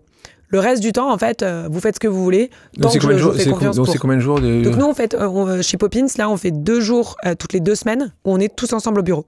Et ça, en fait, ça nous prend... après, en fait, il y a 2 jours où on est en pleine émulsion collective. Et puis après, les gens, le reste du temps, ils font ce qu'ils veulent. D'accord. Donc, on est quand même sur 4 jours par mois. Donc, c'est un télétravail très généralisé. Oui, mais moi, je suis tous les jours au bureau et on est au moins 5 au bureau tous les jours. C'est-à-dire qu'ils ne sont pas obligés, mais en fait, ils ont envie de venir parce qu'il y en a qui adorent le télétravail, qui adorent être au bureau aussi. Un dernier petit Too Good To Go pour toi, le Black Friday. Good to go. Non, rappelons ce qu'est le Black Friday quand même. C'est vraiment une espèce de déferlante de shopping illimité, consommer le plus possible. Enfin, ça typiquement, ça devrait être interdit en fait. Et nous, pour le coup, très souvent, avec Too Good To Go, on milite pour le Green Friday. Et c'est au contraire des moments où on se dit on n'achète plus rien ce jour-là, quoi. Donc pour toi, Chine, ça doit être interdit. Toutes ces entreprises devraient même pas exister. En fait, c'est là où l'État doit protéger le citoyen. Et le citoyen, il a besoin d'une planète pour vivre. Et donc, en fait, tout ce qui est vraiment à l'inverse des intérêts de la nature, il faut les interdire. Donc toi, t'es comme ça. Donc c'est un peu extrême, ça. En fait, on est dans j'aime la radicalité. On est dans une condition extrême, en fait. Là, l'urgence climatique, c'est aujourd'hui, en fait. Et donc, oui, il faut prendre des décisions radicales. Mais on est d'accord et je t'entends, mais on est d'accord que c'est pas que sur le climat. Il faut mettre de l'extrémisme et de la radicalité sur beaucoup de choses. Tu parlais tout à l'heure des taxations, tu parlais tout à l'heure de cette solidarité qu'on a un peu oubliée. Ce radicalisme, qui fait peut-être ce qui a manqué un peu ces dernières décennies. Oui, mais la radicalité, ça peut impliquer de laisser certains sur le carreau. Ça peut impliquer de faire que énormément de gens se retrouvent dans une détresse. Donc, la radicalité, tant qu'elle est sociale et tant qu'elle est faite intelligemment, oui. Mais il faut pas, faut pas juste aller couper au couteau des choses. Il faut vraiment réfléchir, quoi. Donc là, on va passer de ce moment Too Good To Go qui est quand même des années très importantes de ta vie, considérable. Donc là, c'est plutôt aussi pour les gens qui, à un moment ou à un autre, se disent c'est un moment où il faut changer, qu'il faut bouger. Comment ça s'est passé, ce changement? Là, on va rentrer sur cet autre grand projet qui a été le tien et qui est encore le tien, qui s'appelle Climate House. Comment ça s'est passé? Tu sentais qu'au bout d'un moment, t'arrivais à un moment où toi qui n'es pas du tout carriériste, tu avais fait les États-Unis, tu te retrouves à un moment en disant juste comment je me fonctionne dans une entreprise qui est très différente quand tu commences cette entreprise où vous êtes 7, 8 et que tu te retrouves dans une entreprise qui a plus de 1000 personnes. À quel moment tu dis, tu sais quoi, je passe à autre chose, j'ai fait parce que c'est ton bébé, c'est très dur, raconte-nous aussi comment tu l'as fait et peut-être que tu as des conseils pour les gens, dire, tu sais quoi, à un moment ou à un autre, on regarde devant. Ouais, tu sais, le truc de se dire, est-ce que je suis au bon endroit? Et en fait, tous les matins, quand tu te réveilles, tu te dis, est-ce que j'ai hâte de ma journée? Est-ce que ça me donne de l'énergie? Est-ce que je me sens bien aussi au quotidien? En fait, aux États-Unis, ça a quand même été très dur. On est parti à 3 en plein milieu du Covid, à l'été 2020, pour lancer un marché alors que la frontière était fermée, qu'on n'avait pas de visa, que tous les commerçants alimentaires avaient fermé et que le monde était dans une espèce d'anxiété comme il n'avait jamais été. Donc et en fait, moi j'ai adoré cette expérience. Je trouve que lancer sa boîte aux États-Unis, moi, c'est des plus belles expériences de ma vie. Et en même temps, je sais que j'ai puisé dans mes ressources, mais jusqu'au bout du bout, quoi. Et en fait, moi j'ai toujours été très... je me suis toujours dit, il faut pas que je burn out. Et en fait, je sais qu'aux États-Unis, j'ai commencé à trop puiser dans mes ressources, c'est-à-dire que je suis rentrée en décembre 2022 à la maison pour Noël et j'ai fait des analyses de sang et là mes analyses de sang c'était la catastrophe en fait. Et en fait même mes proches me disaient, enfin tu vois, j'avais pris du poids, j'étais beaucoup moins en forme physiquement et je me suis dit attends, j'ai même pas 30 ans et là mes analyses de sang sont catastrophiques quoi. Donc et en fait je le sentais pas parce que j'étais tellement dopée à l'adrénaline. Ouais. Je dormais 4 heures par nuit parce que j'étais encore entre l'Europe. Donc en fait tu te réveilles à 5h du mat aux États-Unis, il est déjà 11h en Europe.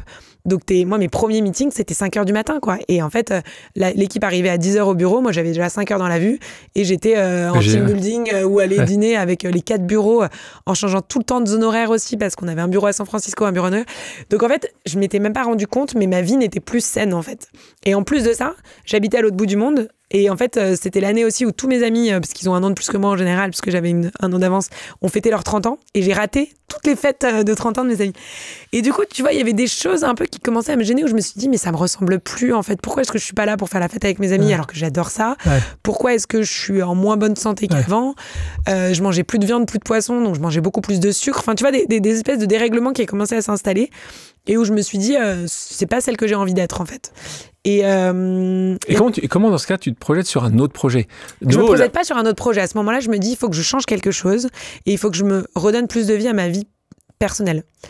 Et donc en fait, à ce moment-là, en fait, on est en train de planifier la première grosse réorganisation de l'entreprise parce qu'effectivement, comme tu le dis, on est passé de 0 à 1400 en 7-8 ans. Et donc on se dit il faut changer. Si on veut continuer à se développer dans beaucoup de pays, il faut qu'on se réorganise. Et à ce moment-là, en fait, dans cette réorganisation, on en parle d'ailleurs beaucoup avec Mette, on se dit c'est quoi le bon rôle pour moi, sachant que d'une part on met en pause un peu l'expansion internationale, qui est ce à quoi j'ai donné énormément de temps. Parce que comme je suis partie aux États-Unis, en fait on m'a complètement remplacée sur l'organigramme européen. J'ai une DG en France, j'ai des DG dans tous les pays, on a un CEO à qui tous les DG rapportent désormais, alors qu'avant j'avais une grosse partie des DG. Et aux États-Unis et au Canada, on est en train de recruter des DG aussi. Et donc pour la première fois en fait, j'ai l'opportunité de me dire en fait peut-être que la boîte elle peut tourner sans moi. Mais ça te manque un peu de te dire, ce serait normal de dire, je suis plus essentiel. Ah bah, c'est super déstabilisant. Ouais. De, en fait, réaliser que peut-être ton bébé peut tourner sans toi, c'est hyper bizarre. Et en fait, à ce moment-là, j'ai beaucoup travaillé, notamment avec une psychothérapeute, sur comment est-ce que je vois ça comme une chance. De me dire, en fait, au même moment, arrive un peu je sens que je m'essouffle, et arrive la boîte peut peut-être tourner sans moi. Et donc, comment est-ce que tu transformes cette peur de plus être indispensable en une opportunité de se dire, mais attends, c'est peut-être le moment où je peux aussi sortir de cette prison dorée que je commençais vraiment à décrire comme une prison dorée et de reprendre du souffle pour aller faire d'autres choses, notamment déjà m'occuper mieux de moi, m'occuper mieux de mes proches et peut-être m'autoriser aussi à venir toucher à d'autres projets. Et une des choses qui me met la puce à l'oreille aussi, c'est que moi, sans cesse, je me dis, j'essaye d'emmener Too Good To Go sur d'autres formes de gaspillage, pas que le gaspillage alimentaire. Et en fait, à chaque fois qu'on fait des rendez-vous stratégiques, on se dit non, en fait, il faut que la boîte reste focalisée sur le gaspillage alimentaire. Je me dis avec Too Good To Go, il faut que on prenne beaucoup plus un sujet sur l'alimentation saine de manière plus générale. Et à chaque fois, on se dit non. En fait, il faut qu'on reste sur ce point précis du problème alimentaire qui est le gaspillage alimentaire. Et donc, du coup, je sens bien que moi, Lucie, je suis curieuse d'autres sujets, alors que pour Too Good To Go, il faut qu'on reste super focus. Et du coup, voilà, c'est tout ça qui me fait me dire, ok, il faut que j'apprenne à lâcher le bébé et qu'en fait, dans cette réorganisation, finalement, on me donne plus de rôle opérationnel dans la boîte et qu'on commence en fait à organiser avec Mette notamment ce repositionnement qui est plus un repositionnement de conseil stratégique plutôt qu'un repositionnement opérationnel au quotidien. Donc là, je lâche toutes mes équipes, ce qui est pour moi la plus grosse douleur. Et on annonce officiellement en octobre 2022 aux équipes que je ne serai plus au quotidien avec eux, quoi. Et donc, mais comme je leur dis, mais je quitte pas l'aventure, je suis toujours là, vous m'appelez quand vous voulez, je suis sur Slack, et en fait, je continue à venir. Tu vois, alors déjà, on leur annonce en octobre, et c'est pas avant mars qu'on opère ce changement. Et ensuite, surtout, pendant 2 ans, je suis encore, je vais au bureau 1 fois par semaine, je continue, je m'occupe encore des affaires publiques, je continue à prendre la parole. Donc en fait, cette sortie, elle se fait de manière super progressive. Donc toi, comment tu as trouvé que Cette sortie, pour toi, tu dis, c'est exactement comme ça qu'il fallait faire? Ah ouais, moi je suis trop contente. Moi j'ai rencontré tellement d'entrepreneurs qui au moment où ils lâchent leur boîte, ils burn out, ils n'ont plus aucun sens dans leur vie. Il n'y a plus rien derrière. C'est hyper dur. Moi je suis tellement heureuse de la façon dont petit à petit j'ai pris mes distances et où je me sens encore tout à fait chez moi, chez Too Good To Go, et en même temps je me suis rééquilibrée dans ma vie et je suis hyper heureuse. Donc là, on continue notre schéma. Donc là, c'est le chapitre qui s'est jamais vraiment fermé avec Too Good To Go, qui a juste été en plus en pointillé et qui existe toujours, la relation que tu as évidemment avec les gens de cette incroyable entreprise. Mais là, Climate House, tu peux nous expliquer là, si tu rencontres quelqu'un, comment t'expliques ce qu'est cette structure que vous avez créée? Voilà, tu peux nous en expliquer un peu plus? La Climate House, c'est un écosystème pour réconcilier l'économie et l'écologie. En fait, c'est comment est-ce que justement l'acteur économique prend toute sa place dans la transformation écologique de la société. Et en fait, on s'est réunis à 80 entrepreneurs, 40 femmes et 40 hommes, qui avaient tous eu leur première aventure entrepreneuriale, et en se disant, on veut prendre notre responsabilité là-dessus, et donc on va tous mettre un peu d'argent, un peu de temps et un peu de réseau pour initier une dynamique et faire grossir cet écosystème d'acteurs économiques qui prennent leurs responsabilités sur le sujet climatique. Ça, c'est symbolisé par une maison. Donc la Climate House, c'est avant tout un lieu. C'est 2000 m² au centre de Paris, où il y a des gens qui travaillent au quotidien, où il y a des conférences organisées tous les jours, et où il y a des programmes de transformation pour accompagner aussi la transformation des grands groupes pour être des acteurs écoliques. Donc il y a un modèle économique derrière ça, il y a une volonté d'en créer ailleurs. Parce que là, tu parlais tout à l'heure de ce microcosme. Moi, tu vois, un couple que j'aime beaucoup d'agriculteurs, que je connais depuis tout petit, en Haute-Marne, ils regardent ça, ils se disent, c'est du parisianisme. Est-ce que tu penses que, justement, toi qui aimes bien sortir de ce microcosme-là, comment tu le vois? Tu penses qu'il y en aura un demain à Toulouse, à Strasbourg? Tu penses que ça arrivera, ça? Alors oui, on est déjà en train d'étudier plusieurs endroits. Il y a beaucoup de municipalités qui nous contactent déjà pour qu'on vienne lancer une Climate House chez eux. Il y a beaucoup d'entrepreneurs qui viennent aussi nous dire il y a un écosystème hyper riche ici. On a vraiment envie en tant qu'entrepreneur de s'emparer du sujet aussi. Donc en fait, très très rapidement, la Climate House c'est surdéveloppé. On se rend compte que 2000 m² en fait c'est tout petit. Il y a des centaines de personnes qui attendent en liste d'attente pour aussi intégrer l'écosystème de la Climate House. Donc nous, on a vraiment envie d'être... C'est un coworking aussi, c'est ça, hein? C'est-à-dire que... Oui, en fait, il y a 400 personnes qui travaillent sur place au quotidien. Il y a à peu près 300 conférences organisées chaque année. Et il y a cet écosystème d'environ 1000 membres actifs qui contribuent à animer cet écosystème. Donc, quand il dit contribuer, c'est animer, c'est payant. Et pour être dans ces 1000 membres, il faut combien c'est le... Il y a une adhésion qui dépend de tes capacités. Donc en fait, un grand groupe, il va pas payer le même prix qu'une association, un individu, tout à fait. L'idée, c'est que c'est vraiment... C'est de combien ça va de gratuitement, c'est-à-dire échange de bons procédés. Typiquement, on a des scientifiques en résidence qui viennent à la Climate House et qui nous aident sur tous ces sujets-là. Et en échange de quoi, ils ont un bureau et ils ont un membership gratuit. Et le plus cher? Le plus cher... c'est des packages en fait qu'on fait pour les grands groupes dans leur programme d'accélération. Ils ont par exemple 20 memberships pour des gens qui choisissent dans leur entreprise. Donc là, citons quelques-uns de ceux-là. Marc Batty, qui est un entrepreneur de la tech, Dataiku, qui a monté après un autre système de ferme qui s'appelle Fèvre. On a Mamadou Dembélé qui là aussi a apporté quelque chose de impact. Raconte-nous, donne-nous un peu d'autres... Quels sont, on va pas les citer les 80, mais c'est encore une fois, c'est merveilleux de voir différentes personnes avec un talent différent, mais à chaque fois très porté, plutôt activiste, c'est ça qu'on aime ici. Complètement, j'étais avec Moussa Camara des Déterminés ce matin, il y a des gens comme Maud Caillot de Green Got, il y a tout un tas de gens qui prennent vraiment les sujets à cœur. Typiquement, on a Olivia qui gère toute la partie finance durable, et elle, en fait, elle avait cette expertise, et du coup, elle a monté un groupe de travail au sein de la Climate House pour embarquer tous les acteurs de la finance à accélérer leur transformation. Ça te prend combien de temps par semaine, toi? Ça, c'est très variable. En fait, au début du projet, il a fallu y mettre énormément de temps, définir la vision du projet, réunir ces 80 entrepreneurs aussi, savoir définir les modes de gouvernance.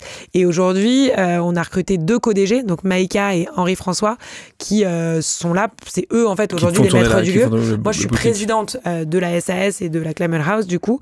Mais je me repose sur des super équipes. Ils sont une douzaine aujourd'hui qui font tourner le lieu au quotidien. C'est quoi ton objectif à toi de la Climate House? C'est quoi le truc que tu dis? Même chose, on a parlé de mission tout à l'heure. Qu'est-ce que tu veux que ça soit? Il y a un sujet qui nous tient très à cœur à la Climate House, c'est cette idée de transitionner dans la joie. En fait, je pense qu'on a aussi eu besoin de créer ce lieu parce que tous les entrepreneurs qui sont sur ce sujet, ils sont inquiets en fait. Et ils sont, quand tu écoutes les news aujourd'hui, c'est juste impossible en fait de continuer. Et le fait de se retrouver dans une maison vibrante où tu sens qu'il y a plein de gens qui font des choses géniales, où la machine à café, c'est hyper inspirant, etc. Ça, je pense que c'est rien que ça donne déjà un rôle génial à cette maison. Et puis ensuite, c'est vraiment venir symboliser cet acteur économique qui peut se mettre au service de la transition écologique et sociale. Et ensuite, concrètement, faire des actions ensemble. Là, on a monté un fonds de philanthropie qui s'appelle Oikos, qui est là pour venir représenter la nature au sein des conseils d'administration des entreprises. Et on a monté ça avec la Convention des entreprises pour le climat. Et on a donné, en fait, des parts de la Climate House à ce fonds pour qu'on ait aussi à notre gouvernance la nature qui soit représentée. Et ça, c'est censé inspirer énormément d'autres entreprises à faire de même et à rejoindre ce fonds. Donc on peut imaginer que Climate House va continuer à grandir. On peut imaginer que Climate House va être aussi en province, ce qui sera un objectif. Et même dans d'autres pays dans le monde. C'est pour ça qu'on lui a donné un nom anglais. C'est l'idée qu'elle se déporte partout dans le monde. Donc là, on a passé du temps sur Too Good To Go, la Climate House. On va faire une petite pause, à nouveau une pause amicale. Quelqu'un, toi et moi, on aime énormément, qui t'a posé une question. On écoute Nicolas Chaban. Bonjour Alexandre et bonjour Lucie. Chère Lucie, tu as 30 ans et quelques jours. Tu as déjà fait beaucoup pour le gaspillage alimentaire. Là, tu t'occupes du climat, puisque tu as encore beaucoup de temps professionnel et de vie devant toi. Qu'est-ce que tu penses qu'il faut faire après ces deux, ou en même temps que ces deux combats si importants? À bientôt, je t'embrasse. Donc Nicolas Chaban, s'il y a encore des gens qui ne connaissent pas Nicolas Chaban, on va le représenter, un entrepreneur absolument génial, un esprit libre, quelqu'un qui est fabuleux et qui a donc monté depuis des années, qui combat fortement pour en fait que les gens qui travaillent pour nous, en tout cas qui nous nourrissent, soient payés dignement et correctement. Et donc il a monté ce produit qui s'appelle C'est qui le patron. C'est produit avec toute une équipe, c'est des sociétaires, c'est merveilleux, on les adore. Tu as passé du temps avec eux il y a quelques temps de ça, à travailler et les aider. Donc Nicolas Chaban, si tu veux me dire un mot sur Nicolas Chaban et essayer de répondre à cette question qui est quasiment impossible. Mais non, mais pour le coup, ça me donne une perche vers mon sujet du moment, qui est Poppin, c'est l'économie du partage. Je pense que c'est quelque chose qui tient à cœur à Nicolas aussi. C'est comment, effectivement, on arrête d'être ancré dans la propriété individuelle et qu'on se dit que, en fait, ensemble, on est plus riche et donc passer à la prospérité collective. Moi, c'est quelque chose qui a commencé vraiment à m'obséder, à me dire pourquoi est-ce qu'il y en a qui ont trop et il y en a qui n'ont pas assez et comment est-ce que on permet aux gens de partager davantage.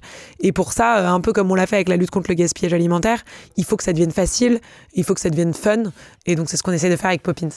Donc, c'est marrant parce que, tu vois, on avait ça. Et oui. Ça, j'aime parce qu'on s'est connus avec Lucie ces années-là. Et c'est vrai que quand je t'entends dire que le partage doit être la norme, c'est quelque chose, parce que tu vois, ce bouquin-là que tu te souviens, qui s'appelait La Révolution du partage, parlait évidemment de ça. Donc, là, on revient sur l'idée un peu comme tu m'as décrit tout à l'heure, Too Good To Go. Raconte-nous, ce qu'est Poppins. De nouveau, tu as les quelques minutes ou quelques secondes, voilà, pour que les gens puissent comprendre ce qu'est Poppins et à quel point c'est différent. Et puis, on va revenir également sur la construction. C'est quoi cette première idée au départ? C'est une rencontre avec quelqu'un? Raconte-nous, remets-nous dans ce modèle qui est de création d'entreprise. Donc déjà, c'est quoi le pitch comment tu proposes et tu dis la même chose? Là, on n'est pas dans le nord, dans le sud, dans le nord de la Norvège. On est en France. Ouais. Tu le pitches comment?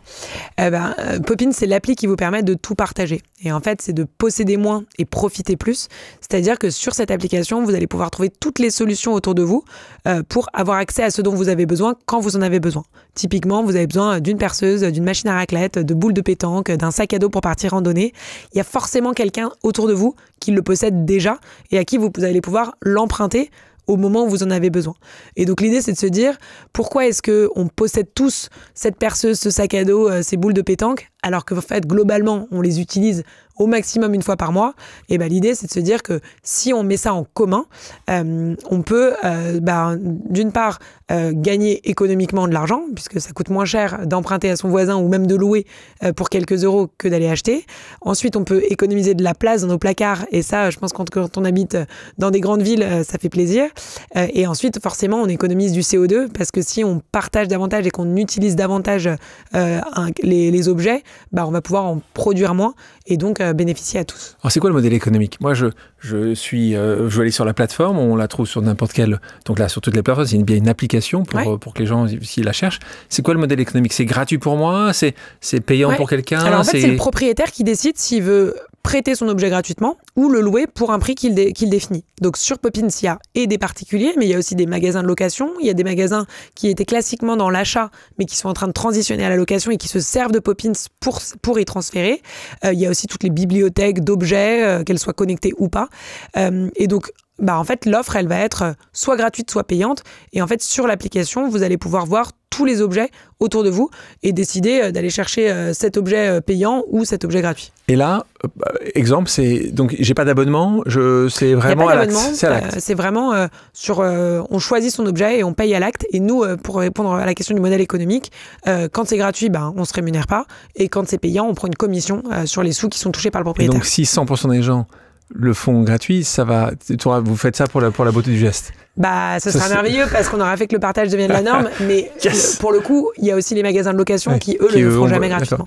Et là-dessus aussi, tu as une évolution. Au début, tu pensais vraiment que c'était que consommateur. Là aussi, amène-nous avec toi. Au début, tu t'es dit ça, il y a une évolution.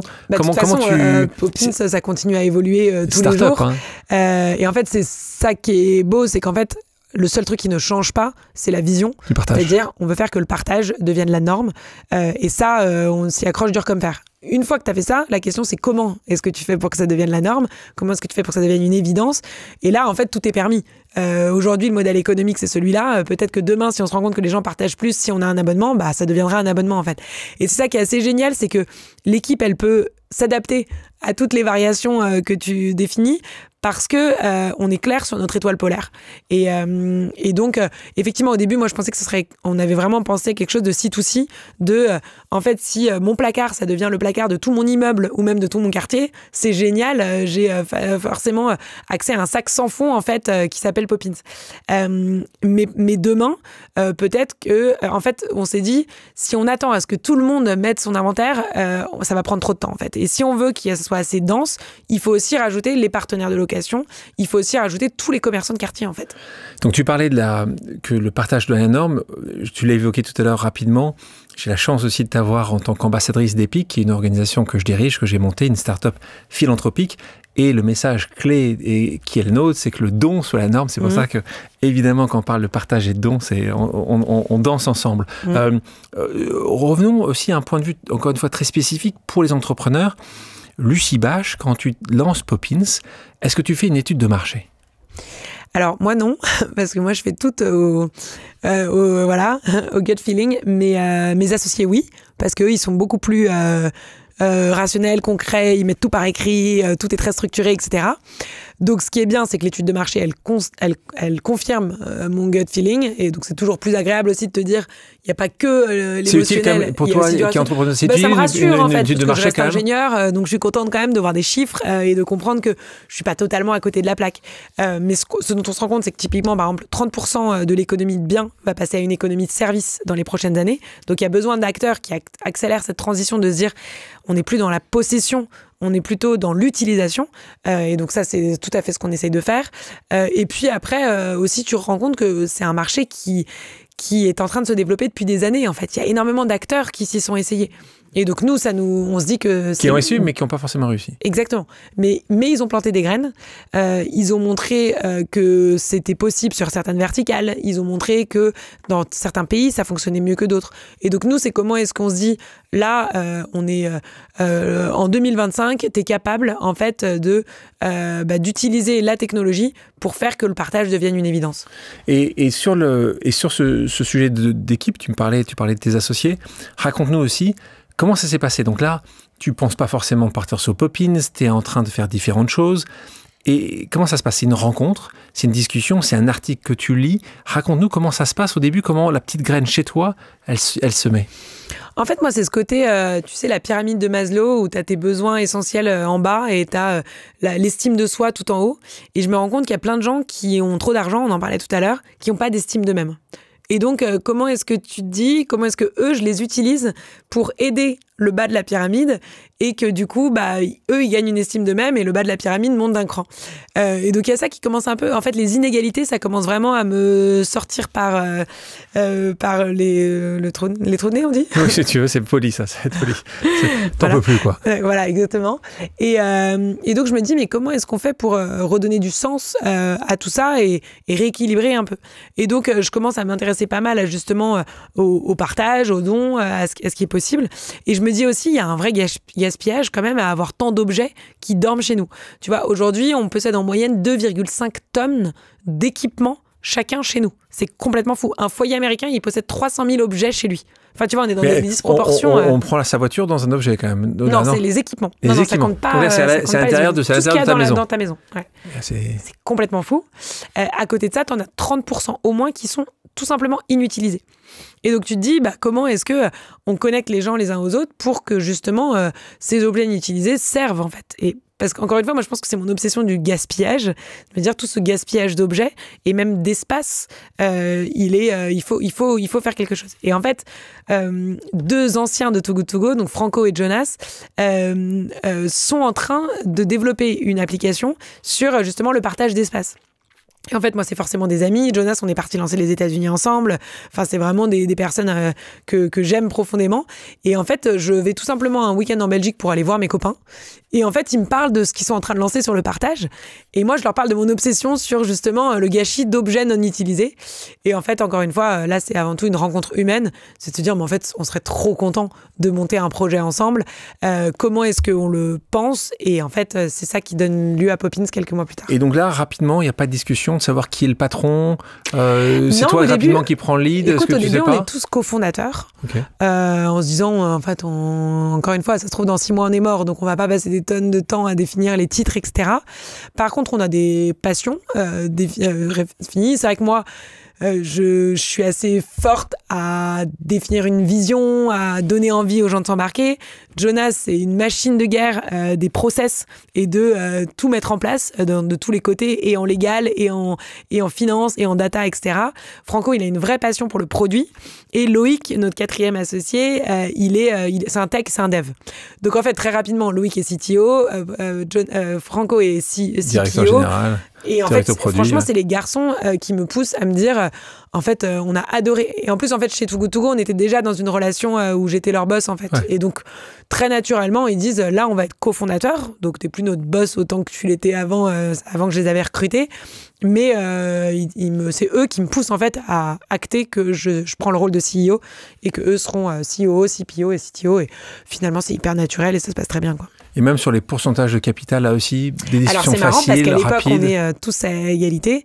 Et pareil, ils me disent, si c'est toi la CEO, il faut que tu prennes plus. D'accord, et c'est sympa. Ils sont vraiment sympas. Hein. On sait qu'ils étaient sympas, là, ils sont vraiment sympas. En fait, il n'y a pas de combat, c'est une discussion. C'est plutôt ce que tu aimes bien, c'est une certaine équité, c'est ça que tu dis. Je pense que voilà, et après on a vraiment eu une discussion d'égal à égal sur qu'est-ce qui nous semble à tous juste. Et en fait aujourd'hui, enfin voilà, on a des pourcentages répartis, mais en fait on sait pourquoi on veut le faire, et on sait que c'est pas pour devenir multimillionnaire, donc forcément ça aide la discussion. Ouais, alors ça, de nouveau, tous les entrepreneurs qui nous écoutent, ceux qui veulent lancer une entreprise, ceux qui ont lancé une entreprise, il y a toujours parfois des discussions sur les pourcentages, donc chaque relation est particulière, bien chaque sûr. Situation est différente, donc il faut faire attention. Je pense que ce qui est essentiel, c'est que personne ne se sente arnaqué, en fait. Lésé. Exactement. Et ça, pour moi, c'était hyper important que chacun soit très à l'aise, et donc ça a été des discussions à cœur ouvert, en fait. Poppins, tu l'imagines où? Là, on a vu qu'on n'est pas encore à 10 ans de Too Good To Go, on va y arriver. Tu as envie de l'avoir où, Poppins? Tu dis que ça va être dans 10 pays, 50 pays, tu as un chiffre, tu sais, le revenu, le nombre de... Alors, c'est aussi important, j'aurais dû le préciser, je le fais maintenant. Première fois qu'on discute tous les deux de Too Good To Go, on ne parle pas de revenus de Too Good To Go. Tu me dis, Alexandre, mon objectif, ma mission, c'est faire qu'il y ait 500 millions, 1 milliard de repas sauvés. Pas du tout que tu me dises on va faire 200 millions l'année prochaine ou 500 millions. Ton objectif, c'était vraiment un objectif parce que tu savais que ce nombre de repas sauvés avait un impact CO2 évident et aussi parce que chaque repas sauvé, c'est à peu près 1 euro, donc tu avais un calcul. Mais l'objectif, c'était de pas commencer par le revenu. Cette fois-ci, avec Poppins, c'est quoi l'objectif que tu te donnes, que vous donnez, les merveilleuses équipes de Poppins? Moi, c'est la même chose, c'est une étoile polaire très claire, c'est le nombre de partages. Ok. Et en fait, moi, c'est ça que je calcule au quotidien. C'est ça qui m'intéresse. Et tu me demandais, l'ambition, elle est où? Elle est mondiale. En fait, l'idée, c'est d'avoir une vraie réponse sociétale à cette absurdité. Donc, il n'y a pas de limite géographique. On y va à fond. On a commencé par Paris, la France. Là, on a lancé, on lance des villes le plus vite possible. Et ensuite, on va aller en Belgique parce que mes associés sont belges. Et ensuite, il n'y a pas de raison de s'arrêter. Et pour toi, ceci, c'est un point important. Ça me fait penser à une autre organisation qui s'appelle Wikasa sur un autre service. Est-ce que ça peut être dans toutes les villes? Est-ce qu'il y a une taille de ville minimum que tu penses qu'au-dessus, c'est une sorte de densité quand même, il faut que tu arrives à trouver? Moi, je pensais au début que Too Good To Go, ce serait un sujet de ville parce qu'il fallait cette densité. En fait, ça marche super bien maintenant dans toutes les campagnes. Dans mon petit village breton, la boulangerie est sur Too Good To Go. Donc non, je pense que... Rappelle-moi le nom de cette petit village breton. Plouinec. Plouinec. Qui est mon petit paradis breton. Et non, je pense que pareil, sur le partage, au contraire, les gens dans les campagnes, ils sont même plus habitués à partager, ils se connaissent mieux que les gens des villes. Donc il faut aller absolument partout. Continue. Un autre sujet, on parle d'entrepreneuriat, on voit que c'est des sujets que tu maîtrises. On va parler rapidement d'investissement. Là aussi, les gens vont se dire, on a quand même beaucoup de points d'attache, toi et moi. Et c'est vrai, puisque tu as rejoint, il y a maintenant 18 mois de ça, une organisation qui s'appelle Bliss, une autre organisation que je dirige. On a ça en commun, toi et moi, c'est qu'on a différentes entités, différentes plateformes. Et donc, en tant que venture partner sur quelque chose qui s'appelle Bliss Climate, donc en gros, de quelle manière l'investissement peut être fait différemment, peut contrer cet oxymore de finances responsables. Toi, tu penses que l'investissement reste aussi un sujet important, si ce n'est majeur, pour essayer de faire changer les politiques? Pour toi, c'est un sujet sur lequel toi aussi tu tiens à faire bouger les choses? Oui, mais moi, c'est vraiment ce qui m'a donné envie de rejoindre Bliss et tout ce que vous faites sur ces sujets-là. C'est comment est-ce que l'argent peut accélérer aussi la transition écologique. Et l'idée de monter un fonds qui va aller chercher les pépites qui sont en train de réussir à avoir à l'échelle mondiale des impacts sur la réduction du CO2, ça paraît très nécessaire. Et donc, effectivement, moi, venir m'intéresser et comprendre et profiter de l'expertise de Bliss que j'ai vue en action chez Too Good To Go pour m'emparer en fait aller financer les bonnes entreprises qui sont en train de décarboner le monde, c'est une opportunité géniale et donc je te remercie de me l'avoir donnée. C'est un bonheur de t'avoir avec nous. En continuant les pauses, une autre personne que toi et moi on apprécie énormément, sinon il ne donnerait pas une question, il ne te poserait pas une question, il n'aurait pas pris du temps pour nous. On a parlé de lui tout à l'heure, on parle de l'entrepreneur Marc Batty. Il a une question pour toi. Hello Lucie, c'est Marc. Depuis qu'on se connaît, je te vois sur des milliards de projets à la fois, que ce soit avec ta nouvelle start-up, avec la Climate House ou encore avec Bliss, même aussi dans les médias. T'es à la fois extrêmement occupé et visible et je me demande très souvent comment tu fais pour mener tout de front. Ça me rend à la fois très admiratif et très envieux également. Donc voilà, si t'as une petite astuce à partager, ça serait super. C'est pour un ami. Merci. Le fameux ami. Ça me fait très plaisir déjà d'avoir cette question de Marc parce que c'est un entrepreneur que j'admire beaucoup, qui est vraiment hyper aligné et passionné. Humble, très humble. T'as un truc à donner aux gens, comment tu fais pour... c'est de bien s'entourer, quoi. Ouais. En fait, j'ai la chance aujourd'hui d'avoir des équipes géniales, que ce soit sur Too Good To Go, sur Bliss, j'en parle même pas parce que ça avance de façon incroyable sans que j'intervienne plus que ça, que sur... Mais tu travailles autant que tu travaillais avant? Non, je travaille moins. Je travaille moins parce que je suis très bien entourée. Violaine, qu'on connaît bien tous les deux, qui m'accompagne sur tous mes projets. Ça, c'est aussi, en fait, avoir 2 cerveaux et 4 mains sur tous les projets que j'entreprends, c'est juste un luxe pas possible. J'en ai parlé avec Marc, mais effectivement, embaucher quelqu'un qui n'est pas désigné sur un projet, mais qui m'accompagne sur tout. Projets spéciaux, chief of staff. Exactement. Et aussi, elle prend des rôles dans chacun des projets que je lance. Donc ça, c'est vraiment clé. Donc je pense que, en fait, au contraire, je disais, je bosse moins qu'avant parce que le fait d'être sur plusieurs projets, tu es obligé de construire des équipes qui ne t'attendent pas pour avancer. Et du coup, ça me permet, moi, de pouvoir m'occuper davantage de moi aussi, parce que j'ai tout à fait confiance dans les gens qui gèrent les différents projets. On parle de travail important, de conviction. On ne parle pas beaucoup de doute. Est-ce que toi, tu fais partie de ces entrepreneurs qui doutent peu ou le doute est inhérent à beaucoup de choses que tu fais? Quand tu lances Poppins, tu doutes que ça ne peut pas fonctionner? Franchement. Non, je me dis que c'est très probable que ça ne fonctionne pas, mais que j'ai envie de le faire et que c'est nécessaire, qu'il faut que ça... En fait, on a besoin que le partage devienne la norme. Oui, mais quand tu parles de ça, c'est-à-dire que tu pars négativement. Tu dis, il y a plus de chances que... Non, quand tu t'entends, il y a très forte de chances que ça ne fonctionne pas. Oui, parce que je suis humble, mais moi, je suis persuadée que ça va marcher parce qu'il faut que ça marche. Donc, en fait, tu ne doutes pas. Je m'émancipe du doute, en fait. Enfin, en fait, le doute, c'est pas le sujet. Tu le regardes non, mais c'est... En fait... Peu importe, en fait. Ce qui est important, c'est de jouer la partie. C'est pas de savoir si on va la gagner ou pas. Donc, moi, je me dis, le partage doit devenir une évidence. Il faut que quelqu'un s'y colle. Moi, j'ai très envie de m'y coller, donc je m'y colle, en fait. Et si c'est pas moi qui arrive, ce sera peut-être quelqu'un d'autre dans 5 ans ou 10 ans. Mais j'aurais fait tout ce que j'ai pu pour. Et je pense que c'est un peu cette idée de... Au moins, j'aurais fait tout ce que j'ai pu et j'aurais pas de regrets, quoi. À quoi sert l'argent pour toi? Ça permet d'être libre. Avoir le luxe de pas se poser la question de l'argent et avoir un espèce de moteur qui nous permet d'accélérer et de passer à l'échelle, c'est ça le rôle de l'argent pour moi dans la société. On a parlé un peu de politique tout à l'heure, on a touché ce sujet-là. Toi, tu te verrais un jour de faire de la politique, tu dirais, parce que toi et moi on le sait, hein, on peut faire tout ce qu'on veut à notre niveau, on tente de faire beaucoup, en tout cas on donne une énergie folle pour nos sujets qui sont les nôtres, mais à un moment ou à un autre où la législation va faire avancer les choses aussi très rapidement, le pouvoir politique, tu le sais, est-ce que tu t'es posé la question, est-ce que tu pourrais te poser la question dans le futur? Tu sais, moi je me pose toujours la question de quel est le bon endroit pour moi. Et moi, je suis persuadée que je ne tiendrai pas 2 semaines en politique. Ça me rendrait folle, toutes ces lois qu'il faut respecter, même l'étiquette, enfin, tu vois, le protocole. Enfin, moi, c'est des choses que j'aime pas et qui me mettent mal à l'aise. Moi, je suis persuadée que je suis au bon endroit à monter des projets entrepreneuriaux qui répondent à des sujets sociétaux. Et c'est ma manière à moi de faire de la politique, en fait. Comment tu vois l'arrivée ou tu as vu l'arrivée d'un Musk proche d'un président de la République? Est-ce que tu penses que le rôle de l'entrepreneur aussi pourrait être plus axé, plus proche du politique? Est-ce que tu penses que ça, je ne parle pas spécifiquement de ce qu'ils ont fait ou pas fait, ou mal fait, ou bien fait, mais plutôt, comment tu vois ça? Tu penses qu'il y a quand même une volonté d'être de plus en plus proche? Tu penses que c'était une bonne idée au départ sur le papier? Pour moi, le privé et le public doivent fonctionner ensemble, parce qu'en fait, on a des cordes à nos arcs qui sont différentes, et on a si l'entreprise est sociétale, ce que je crois, on a des objectifs communs d'améliorer en fait la société. Donc à partir de là, il faut faire équipe et il faut travailler ensemble.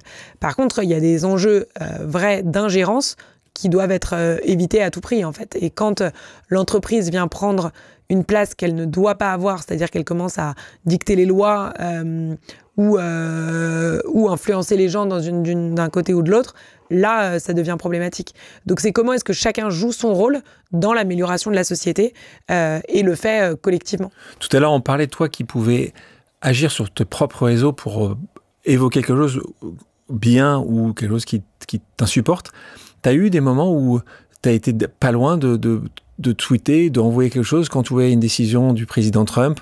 Tu as été un moment à 2 doigts de dire voilà, là, ça va trop loin, ou là, tu t'es dit à nouveau géopolitique, pas pour moi. Alors moi, je suis pas sur X parce que je pourrais pas m'y résoudre. J'ai dit Twitter, t'as raison, X. Mais LinkedIn, Instagram, là, sur lequel tu es. En fait, c'est vrai que moi, j'ai une grosse communauté, par exemple, qui me suit sur LinkedIn.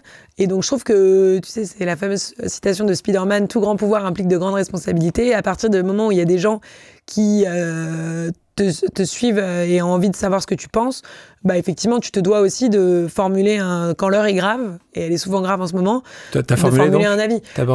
Oui, j'ai formulé sur les problématiques aux États-Unis, j'ai formulé sur le backlash écologique énorme et le recul notamment du gouvernement français. Donc oui, tout ça... Ouais. Je suis content de voir que tu viens de me parler de Spider-Man et de Nelson Mandela dans la demi-heure, donc je vois que le grand écart. Et là, on continue en parlant de sacrifice. sans être sacrificiel, être entrepreneur peut-être, certains moments, tu en parlais tout à l'heure dans ces moments aux États-Unis où tu as mis de côté beaucoup de choses, tes amis, la famille, ta santé. Tu penses que c'est quand même quand tu donnes autant que d'un moment tu dois choisir des sacrifices? Non, moi je pense qu'on peut tout faire, il faut juste apprendre à le faire. Tu penses qu'on peut tout faire? Oui, mais je pense que en fait, tout dépend. En fait, soit tu fais beaucoup, soit tu fais très bien quelque part. Moi aujourd'hui, j'essaye de faire bien dans tout ce que je fais et de m'appuyer sur d'autres pour être ceux qui vont faire très bien en fait. Mais je pense que tout est une histoire de prioriser et de s'appuyer sur les autres. En fait. Donc, un bon produit, une super équipe, un timing qui est pas mal. Là, on est et quand même du travail. Moi, là où je pense que en tout cas, tu l'as fait peut-être différemment. Tu l'as fait beaucoup pendant des années sur Too Good To Go. Je pense que la partie travail, quand même, au bout d'un moment, reste quand même assez essentielle. Il ne faut pas faire croire aux gens que c'est quand même, ça va se faire facilement. C'est clair. Mais c'est vrai que j'ai passé des années à dormir 4 heures par nuit parce que je pouvais. Ouais. Aujourd'hui, j'ai besoin de mes 8 heures de sommeil, donc je fais mes 8 heures de sommeil. Je suis pas comme toi, moi. Vieille Lucie. On continue avec une dernière pause. Tu vas découvrir. On écoute. Alors, il faut savoir une chose, c'est que Lucie, tous les matins, quand elle se lève, elle a eu une nouvelle idée de boîte pendant la nuit. Et alors, c'est vrai que c'est assez fascinant parce que à chaque fois, elle crée la boîte. Donc, on a cette année la Climate House, Plantation, Popin, son fonds d'investissement à impact. Et donc, ma question, c'est comment tu peux lier une vie finalement trépidante professionnelle à une vie, et j'en témoigne, qui est aussi trépidante intimement et dans ta vie privée. Quel est ton secret? Alors, on parle de Simon. Donc, qui peut te voir le matin? Donc, on a bien compris, c'est ton partenaire, ton amoureux, la personne avec qui tu partages ta vie, lui qui te connaît si bien. Comment, sa question, c'est concilier une vie folle professionnellement, avec beaucoup de projets qu'on a entendus, et puis une vie perso que tu n'as pas envie de mettre de côté, et donc tu as envie aussi de faire, de voyager, de rencontrer. C'est vrai qu'on se dit souvent avec Simon qu'on a une vie assez extraordinaire, quoi. En fait, on fait tout le temps des trucs géniaux. Tous les week-ends, on se retrouve dans des endroits complètement fous, avec des gens. Mais alors, je pense que déjà, j'ai une forte capacité d'organisation quand même, et ça, il en témoigne. Lui, il est toujours dans l'instant présent. Moi, je suis toujours en train de penser à qu'est-ce qu'on fait dans le 6e week-end qui arrive, ce qui est un peu épuisant aussi, je crois, pour lui. Mais je pense qu'en fait, c'est vraiment, j'ai beaucoup d'envie. Et en fait, quand tu as très envie de faire quelque chose, tu te débrouilles pour le mettre en place, en fait. Et je pense que j'ai autant d'envie professionnelle que personnelle. Et donc, en plus, j'adore saisir les opportunités et j'ai de la chance d'être dans une vie où on me propose plein de choses géniales. Donc, je dis oui à tout, en fait. Et j'y vais avec plaisir. Et je pense que, quand il y a de l'envie, tout devient possible, quoi. Merci, Simon, pour la question. Ouais, merci, Simon. Et si tu avais un conseil, ou si tu te remettais des années en arrière avec la Lucie qui va aller à Nestlé ou qui rentre en école de commerce, ces années-là, serait quoi le conseil que tu donnes justement pour cette merveilleuse jeunesse qui dit tiens, j'hésite, je sais pas, pourquoi, j'ai peur. Serait quoi ton conseil? Là, comme ça, ce qui me vient, c'est amuse-toi. Ouais. En fait, moi, le côté la vie est un jeu, c'est Simon qui me décrit souvent en disant Lucie, c'est la vie est une fête. Et c'est vrai que je pense que quand tu te fais plaisir, t'arrives à tes fins, en fait. Et après, moi, j'ai la chance d'être née dans un contexte où j'ai eu que du bonheur, en fait. Et donc, du coup, je suis très addict à ce bonheur. Et donc, je vais le chercher là où il est. Et je pense que c'est ce qui fait ma force aujourd'hui. C'est le fait que je prends beaucoup de plaisir à ce que je fais. Et donc, je suis bonne dans ce que je fais grâce à ça. Si y a un endroit, et j'en ai entendu parler beaucoup de Bretagne, c'est cet endroit-là où t'aimes faire la pause, toi, quand t'as envie d'être à nouveau, c'est là où t'aimes être? Ça, c'est vraiment notre endroit avec Simon, où on passe énormément de temps juste tous les deux. Et en fait, passer d'une vie hyper intense, où tu vois, quand tu travailles à la Climate House, tu vois 250 personnes par jour qui sont géniales, donc t'as envie de leur parler à toutes, mais tu prends une espèce de bain de foule permanent qui est à la fois très dynamisant et aussi assez épuisant. Et en fait, aujourd'hui, nous, on est entre vraiment 40% de notre temps en Bretagne, 60% de notre temps à Paris. On a des métiers très intenses à Paris. Et le fait de pouvoir aller se ressourcer avec la plage, l'océan, les oiseaux et d'être que tous les deux pendant 5 jours de suite, c'est vraiment un cadeau dont moi j'ai vraiment besoin aujourd'hui et qui me permet de garder autant d'énergie dans ma vie parisienne aussi, quoi. Donc là, c'est cet endroit-là. On l'a dit tout à l'heure, on a cité le nom de la ville où ta maison est située. Morbihan, ouais. Dans le Morbihan. Dernière question, qui t'aimerais avoir ici ou écouter, que je devrais inviter selon toi? Tu dis juste, cette personne-là, j'aimerais la voir, j'aimerais que tu l'invites sur pause. T'as un nom? Quelqu'un que t'aimerais, ou plusieurs personnes que t'aimerais qu'on invite? C'est pas facile, mais dans les cofondateurs de la Climate House, il y a quand même plein de gens assez géniaux. C'est vrai que il y a 79 à voilà, inviter. Exactement, t'as 79 à inviter. Donc Marc Batty, il est déjà venu. Marc va venir. Va venir. Ah, bah, ça, j'écouterai avec grand bonheur, parce qu'il a aussi une vie... Superbe histoire. Ouais, complètement. Et alors, un nom qui me vient comme ça, mais c'est Xavier Niel. Tu l'as fait venir aussi? Pas fait venir. Il faudrait... Parce que, en fait, moi, j'ai appris récemment qu'il avait été condamné pour proxénétisme, etc. Et en même temps, je l'ai rencontré il y a pas très longtemps non plus. Et je trouve que, pareil, en fait, il est assez juvénile, en fait, de sa grande position. Et moi, il m'a surpris. Et j'aime toujours les gens qui me font poser des questions. Mais quel est le rapport avec soit le fait qu'il ait été... en fait, il revient de loin, quoi. Ouais, c'est ça. Donc ça, je trouve que c'est toujours assez intéressant de savoir comment est-ce qu'il est passé d'être inculpé à aujourd'hui être un des entrepreneurs les plus successful. En plus, il est très... il parle, il est très honnête, il est très direct, et puis c'est un des succès le plus incroyable. Interposés avec Elon Musk, etc. Ouais. Je trouve que j'aimerais bien en savoir plus sur lui, et comme toi, tu arrives souvent à aller chercher ce qu'on n'a jamais entendu ailleurs, ça m'intéresserait. Et puis, on a beaucoup de chance, pour le coup, d'avoir un entrepreneur comme lui qui a beaucoup redonné différemment. C'est pas sur le même partage, mais quand il crée Station F, ça a changé le périmètre de la technologie en France. Il a beaucoup investi dans des entreprises. Lui-même, c'est un entrepreneur assez incroyable qui est, contrairement à, tu me parlais de Musk, voilà, qui pense un peu plus aux autres que peut-être. Et tu vois, sur le sujet du climat, il me disait... Moi, j'y connais rien à ça. Il est très. Je suis assez d'accord. Il a cette humilité. C'est un mec bien. On va lui demander. Allez. Lucie, merci beaucoup. Merci à toi, Alexandre. Merci à toutes et à tous d'avoir pris le temps de faire une pause avec nous. J'espère que l'émission vous a plu, inspiré ou fait réfléchir. Si c'est le cas, je compte sur vous pour le partager avec vos proches, laisser un commentaire et mettre la note de 5 étoiles sur les plateformes d'écoute. Si vous voulez me suggérer des invités ou simplement me faire part de retours, vous pouvez me contacter via LinkedIn en tapant Alexandre Mars ou bien m'écrire à l'adresse suivante, le podcast pause@gmail.com.